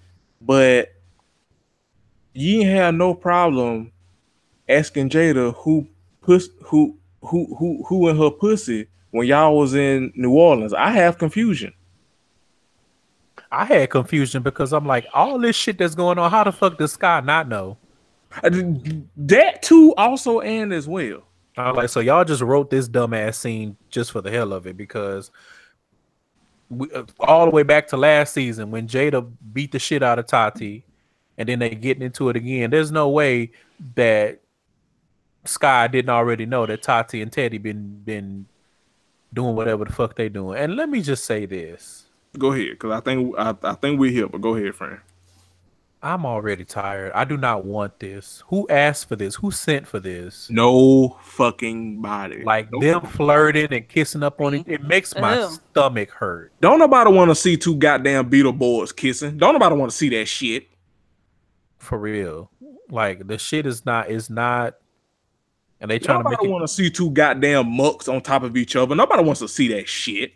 They trying to make it seem like Teddy's so smooth, and I'm just like, when 95% of the goddamn drama in the shop is because he don't know how to stop fucking coworkers. Yeah, using coworkers loosely, but you know, whatever. I'm like, nigga, just get you some Instagram pussy like everybody else, right? Like you getting big fish checks, like nigga, get you an escort or something, shit. Well, that's not quite the same. Well, fair. But I mean, if that's what it takes. Listen, whatever it takes for this nigga to not be a piece of bitch in the shop. Like I'm tired. Well, I mean, he gonna do that anyway because that's just how he is. Fact, true. But at the very least, you could stop stirring the mess with your dick. Right. Which, like you said, is probably mediocre dick at best. Even if it's good dick, like, nigga, we tired. Right. I mean, it must have been satisfactory, I guess, for Jada to have beat the shit out of Tati the way she did.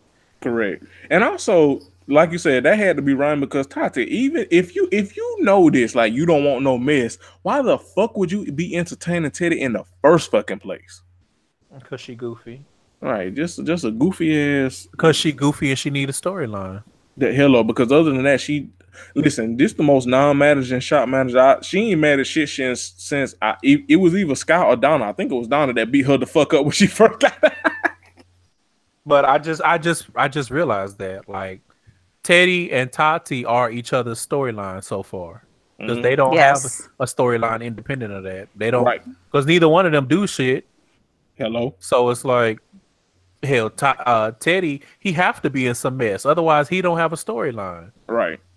Either that, or he got to be tagging along with C's, and he can't tag along with C's with the shit that C's has been doing. Correct. So speaking of tagging along, so they have the party, you know, it seems like a good party, all that good shit. And so Toki has a conversation with C's and she apologizes for crying, and she was like, I need this check. And C's was like, hello. And C's was like, okay, you officially hired, and they introduce it like Toki is officially the new receptionist, blah blah blah. Basically, she came in there like yeah, all that bullshit. Like, my nigga, I can answer phones. I'm so sorry. Right. Please give me a job. I can answer emails.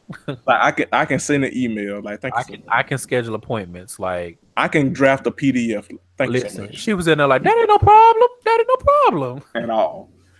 She's announced that she's officially the new receptionist, and then in walks Jada, who everybody's looking like, bitch, what the fuck, except for Donna, because we know Donna invited her, and Caesar's like, girl, what the fuck you doing here? And Teddy's like, in his confessional, is like, what is this bitch doing here? Like, I fired her. Like, you need to get the fuck out. She's always missing. Listen, let me say this, because I think all of us about to drag Jada, because we'll get there. But I don't want it to ever be lost. And I think it's not lost, at least among our listeners and really anybody that watches the show that got some sense. But I just don't want it to be lost that Teddy has all this fucking smoke, this energy, this bitch ass nigga has been quiet as a goddamn racist, saying nigga to somebody's face when they present them hands to him. This is the most vocal I have seen this little bitch ass, porky ass, and piece of bitch ass nigga ever. This is the most vocal I've ever seen him in watching this show for these many years. At a woman, it really anybody, period.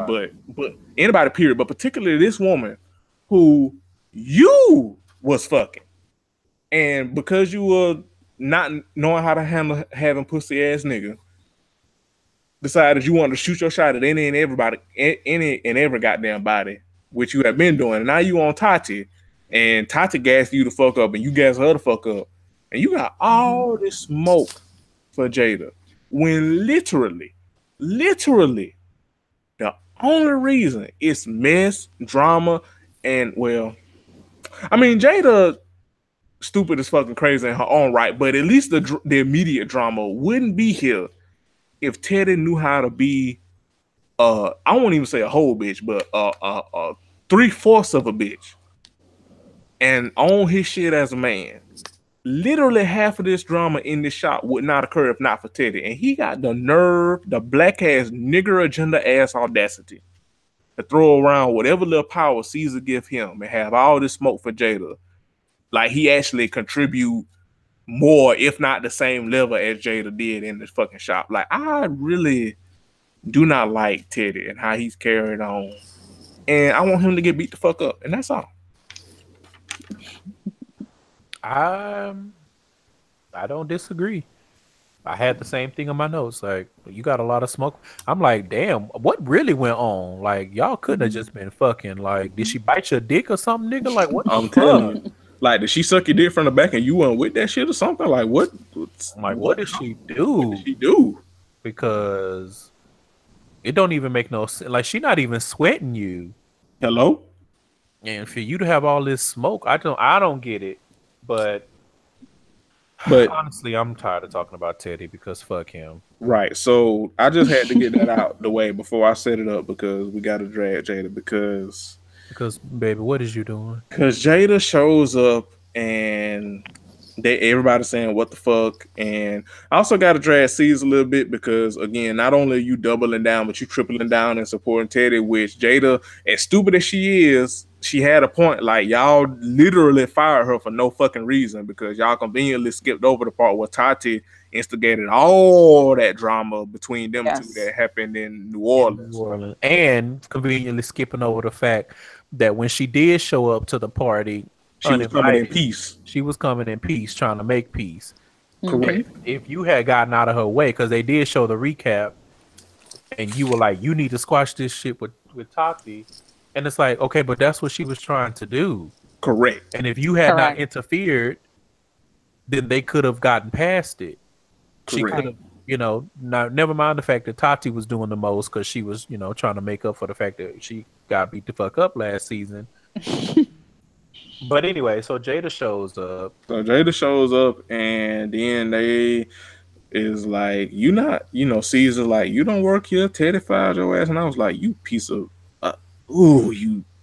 anyway, and so then, not only that, but it's like, but you go ahead, because we gonna see, because I think I might have a slightly different drag for Jada, but go ahead. it's fine. So, so they bring out Toki. And Toki, God bless her, she just naive. She wanna be. She was like, "Oh, hey Jada, how you doing? You look girl or whatever." And like, I'm the new receptionist. And that was that Houston hospitality jumped out. Hello, come on, our Houston representative, come on with the word. Houston hospitality. And it didn't do you no favors, but just listen, because well, you know, she had hospitality, but she didn't know she was dealing with a crazy bitch. Like, so, but anyway, and so Jada's like, "What the fuck y'all doing? Like, y'all fired me for no reason," which was valid. Then she turned right around and went from sugar to shit because she was like, "Y'all gonna fire me and then hire this Oompa Loompa ass bitch," and I was like, "Nah, Jada." Why are you disrespecting her? Why are you allowing your smoke for C's and Teddy? Your justifiable smoke that you have for C's and Teddy to be taking it out down to this girl that you don't even know. Right, you don't know from a can of paint. This girl ain't did nothing to you. You don't know this girl, and you doing well, not exactly in the same breath, but the same mindset. You doing the exact same thing that Tati did to you when you in New Orleans. And I'm just gonna say this, and then I'm gonna throw it to you and Tia. And I was like, Jada, you got a lot of nerve to be throwing shade at Toki when you up there with that goddamn blue wig looking like a motherfucking Blastoise. Like, you got a whole bunch of goddamn nerve from State Farm, and I don't know, because I mean, you a marginally attractive girl, but them wigs, you be looking like a Pokemon that just got off the pole. Like, I don't know what the fuck. You need to humble this down a little bit, sis. Like, what you doing? Like, this ain't that. That ain't it. And with that, I'll throw it to my co-host. I will also throw in that, Donna, you can go to hell, because you in there gaslighting Toki too on some, oh, she stole her job, you can't steal something that was offered to you. That's Correct. not Correct. And the fact of the matter is, whether it's unjustified or not, Jada was fired. And then on top of that, my side read for Jada is, just an episode ago, you was on a whole different wavelength. You was on some fuck Black ink. I'm out of here. You was even trying to recruit Young Bay to quit. So for you to come back and to this party and act like nothing happened, or you expect to be embraced with open arms, you look the fuck stupid. And then she did have a point when she was like, as many times as Donna's been fired, that shit never stuck. Yeah, she did have a point. I can't take that away from you, but coming in here and disrespecting this new girl was not the move. Then you throw a drink in the girl's face, and you did kind of pop upside the head, but what is that gonna get you? Toki tried. I give her that. She tried. She did, but she was caught off guard. Right. And then but for Jada, I'm like, so what is this gonna get you? If you in here trying to convince them that they fired you erroneously, and their justification, Teddy's fake justification, is that you always start in mess, and Which then you is come in here. Drag if I've ever fucking seen one. Correct, but then you come in here and you start mess. Right. It's like, how you make Teddy have a point about you, girl? What you doing? you're not doing yourself any favors. You're not doing yourself no favors with them wigs, and you damn sure not doing yourself no favors by trying to fight the new receptionist. Like who ain't done nothing to you? Who's done nothing to you? This is not no battle royale. It's not gonna be the last bitch standing gets to be the receptionist. You can't be a receptionist somewhere else, girl. Right. Well, but you know what? It's the fame bug. You know, they want to be on TV. Because anybody with sense would be like, I'm good, loves, enjoy. Right. But maybe she can't find a job because you didn't get fired on national TV. Whether it was unjustified or not. I mean, shit. That's tough. But yeah, I was just like, you look the fuck stupid on so many facets because how the tide has changed from the last episode. But you can go to hell for fighting that girl, and Donna can go to hell with you on GP, but also because she throwing gasoline on the situation, trying to insinuate that Toki came in and stole her job. Like, that's not what there was a job opening. And if you was going to have smoke for anybody, it should have been for Young Bae because Young Bae is the one who hired her. Right. Initially, anyway. Young Bae is the one who introduced her. Right. So, but what can you expect? Because them wigs, child. That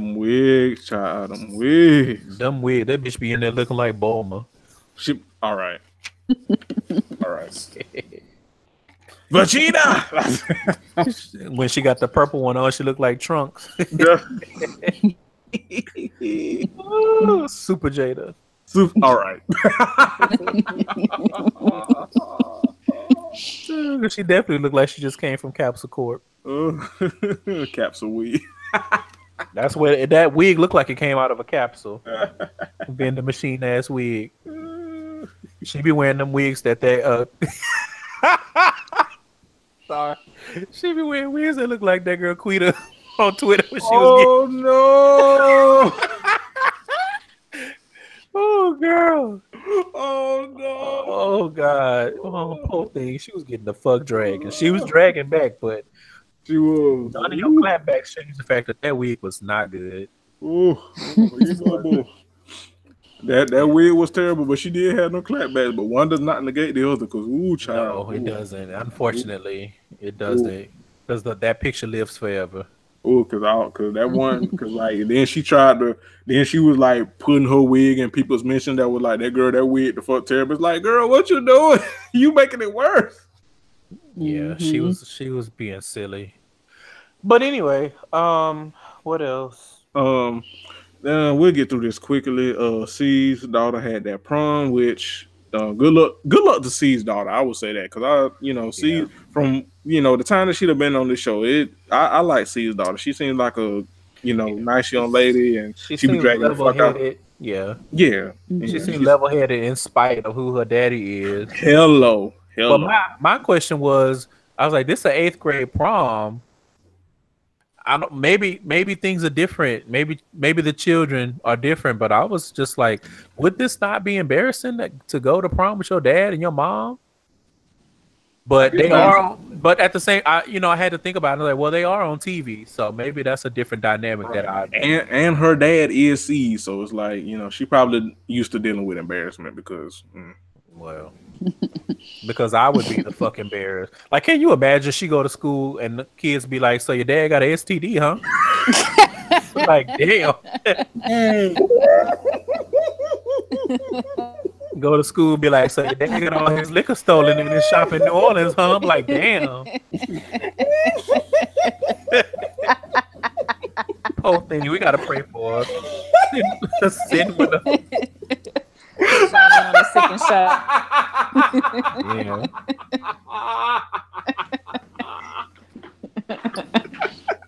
Pray for Shanice, because I think that's his daughter name. Pray for Shanice. Woo. Yeah, send one Cheyenne. Cheyenne. Thank you. Send one up for Cheyenne, because poor thing. Like she. God damn you, girl. I just be having questions because I'm like, you get mad at Cheyenne just in class, and one of the kids be like, "So your dad is taking shots out of women's titties on TV, right?" I mean, I don't think that would be it, but the dumb shit, like, definitely be like, Oh like, man. so do it still burn when your daddy pee or no? Honestly, this Oh, this probably says more about me than anything because I was definitely not a nice person in high school. That probably would have been me. But you know what? I don't bother nobody unless they bother me. So you come say some slick shit, then I'm definitely going in. Be like, so does your dad know how to spell syphilis? Or he just got it? Or is it gonorrhea? Is it the clap? Which is it? But anyway. These are questions that need answers. Anyway, So- what else? So we can Yeah. wrap it up. Yeah, but wrapping it up, I think actually I think that's about it. No, it's not it. Oh no, it's not it. What else we? So Donna, Oh yeah. Mm. Ooh, listen. Thank you, Kirk. I almost Mm. forgot about this shit. Listen, Donna don't deserve nice things. I'm sorry. Like that's a dumb motherfucker, man. I mean, she not a nice thing, so obviously well, she that don't deserve them. that is the real tea. 'Cause, ooh. Yeah. So Mo has reached out to Donna allegedly for some reason because I don't know if I allegedly. I don't know if I believe that. I'm sorry. I just the way that the thing. Anyway, That he want his things, quote unquote. yeah, all of he a sudden. want his thing. He want to meet up and talk, and he want his thing. I'm like, what the fuck he want? Delta floss? Cause damn sure ain't Donna using it. But I'm just like, it's been months. What would he still have at your house, and why would it still be there? Right. That was in my notes. I was Um, like that he reached out to her first. I just To her at all. I don't believe it, to be honest. I don't believe it. And so she's sitting at home waiting on him. And 2 hours after the fact, she called him like, I thought you was gonna come and get your stuff. And he blew up and was like, stop fucking playing with me. Da da da da. And I was just like, what is the truth? Something in these grits is gritty. Correct. And so then she throws his bag of, I'm assuming, clothes. And I'm like, all of this for one little bitty duffel bag of clothes? Right. Something in the milk ain't goddamn clean. And it's not just Donna.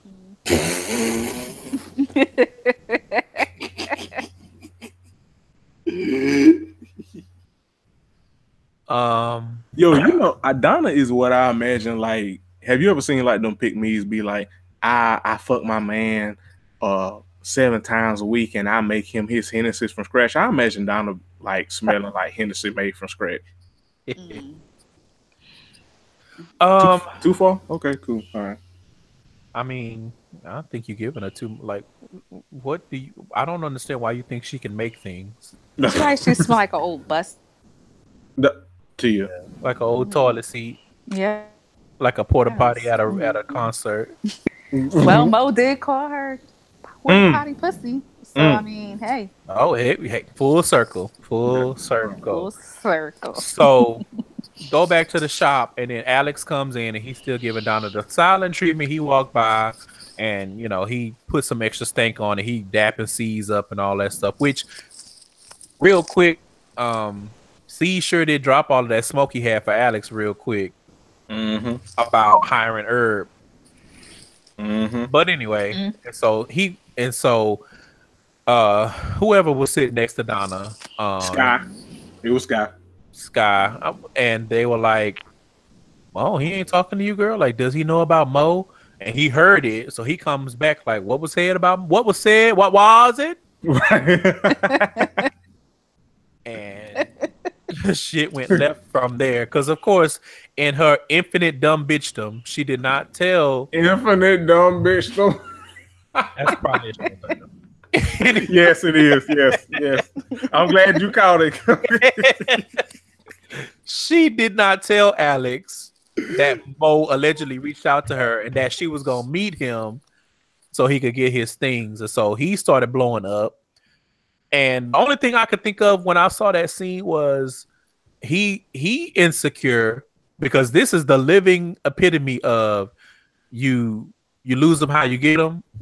We on the same accord. Yes. That's what I got in my notes. Because in my notes, I understand to an extent, but at the same time, Alex, you putting a lot on this. Because I mean, I reasonably understand why you like what was said, like what because I mean, I don't disagree with him. He was like, well, shit, everybody knows except me. I don't think he was invalid in that because it's Donna. Like you could have easily cleared this up, but again, because in the words of my good friend Curtis, and your infinite dumb bitchdom, you wasn't grown titty woman enough to be like, look, this nigga want his shit allegedly, like you could have communicated. You already fucked up not communicate with this nigga by missing his dad's surgery when you promised him he was gonna be there. So this was your opportunity to redeem yourself in it and reaffirming him in communication, and you chose not to do it because you were a stupid motherfucker. However, I still feel like Alex was putting a little bit much on it because it's like, my nigga. Yep. And to the point, because it's like, honestly, Donna is innocent. Although I wonder if that's innocent by circumstance because Mo didn't show up. Yeah, I think it's innocent by circumstance because even when she had that conversation with Sky and Kitty, they was like, girl, this is the fuck stupid. Like, why would you even entertain this nigga? Yeah. She's like, oh, well, it's been months and it's like closure, girl, or whatever the fuck she said. Right. It's like, girl, this still is the fuck stupid. Like, why you what? Yeah, like, it's still a bad idea. It's still a bad idea. So again, I feel like Alex had a reason to be ticked, but not so pissed to the fact that he was throwing a tantrum and throwing furniture and shit. Throwing a tantrum and ripping shit off the wall. Like he was doing a lot. Yeah. He was doing a lot. But because he was projecting his insecurity, he feel like because of what he and Donna did, he feel like she gonna do that to him. And then throw into the mix, like you said, her not showing up for his dad's surgery. Now it's like, not only am I already in the back of my mind afraid that you're gonna do the same shit to me that you did to Mo, but you also have proven yourself to be untrustworthy and unreliable because when you say you're gonna do something, you don't do it. Right. You know what? It reminds me of what song was that? It was that Genuine song, What's So Different? Like that's literally what this situation is. Yeah. And Alex is like, what's so different? If you did it to him, you'll do it to me. And she's like, I mean, I can't say that I disagree because I don't put nothing past Donna because the she has given you every reason to not put anything past her. Correct. The idiocy runs deep in that one. But in this instance, taking face value, she didn't do anything wrong, and Alex was doing a lot. She didn't do anything wrong, but she didn't do herself any favors. Let me take that back. She did not do wrong what Alex thinks she did. She did do something wrong. Yeah. She's not completely innocent. Because I feel like anybody in a relationship would have been upset if you communicate with your ex and you don't tell me. Right. Especially when we in a brand new fucking relationship. And that nigga punched me the fuck out when we was in Miami or wherever they was. Right. Like he got a lot of reasons to be mad. Like Solange say, he got a reason to be mad. Not to that level though, but yeah. Like if anything, I would say like on the scale of 1 to 10, he probably had like a 5 reason to be mad, and he took it up to like an 11. Yeah, he definitely was on 14. It was like nigga. Yeah. Well, yeah. So that was it. The preview they doing a annual weekend team building retreat, and I'm just like, oh god. Every time y'all leave the shop, it just be like it's bad enough in the shop, but y'all leave the shop and it be on some other shit. Right. So we gonna see what happens at the retreat. Of course, Sky come in there being Sky, being being a mess. Sorry, I didn't mean to use that word again. But just being Sky, which is take it or leave it. I'm definitely leaving it. All right. Leave that on the rack at Goodwill. The rack at Good. Leave it in the sewer. And that was pretty much it for Black Ink Crew and the show, I guess. Yep, that was it. So yeah, we are done. We inching closer to Real Housewives of Atlanta coming back. I want to say it comes back in 2 weeks. Yep. Which will be right on time because that will probably be when Candace come back. Yeah. Give or take, but yeah. because it comes out the weekend of the vow renewal, so we won't talk about it until the next week. Right. So she may or may not be back. If she's not, I won't be surprised because it's been a lot with her studying for her exam and getting ready for the wedding. So, but I hopefully, I don't want to speak for her, but hopefully she comes back to us in November and we can be a trio again until one of us decides to take a break. So yeah, that was it. That was it. So thank you, Tia, so much for being with us. Thank you for having me on the show. Enjoyed myself very much. Yes, and we enjoy having you. We enjoy having you in the den of niggatry. Yeah. Despite the fact that you sound like you in that show Reboot. Every time you was talking, it was breaking up. Yeah. But we still had a good ass time. Yes. Love us through it. Technology is trash, so yeah. Love us through it. But that's it. We'll be back next week. Remember, you can follow us on Instagram at Ratchet Ramblings, on Facebook at Ratchet Ramblings, on Twitter at Ratchet Rambling. Use the hashtag Ratchet Ramblings Pod when you're talking about the show, and go to teespring.com/store/Ratchet Ramblings. Get yourself a shirt or a mug or a hoodie. Purchase some merch. And I don't think I have anything else, Jeremy. Yep, I don't have nothing. Thank you for everybody that listens. I know this one was a bit long, but it's hashtag content. I feel like we cut up enough today. So, get your lives. You probably hear this on Monday. Well, you definitely hear it on Monday. I don't know, depending on when me and Dawn put it out. But yeah, this will get you through work day. Again, thank you Tia so much for joining us. Make sure you follow her. She is a delight. One of my favorite people on the social medias. And we will be back next week. And Curtis, take us out with a benediction. This week's benediction is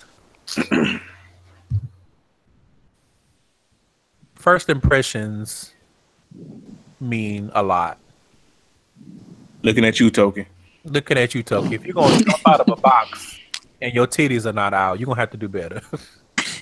Hello. But all right, we out, y'all. Peace.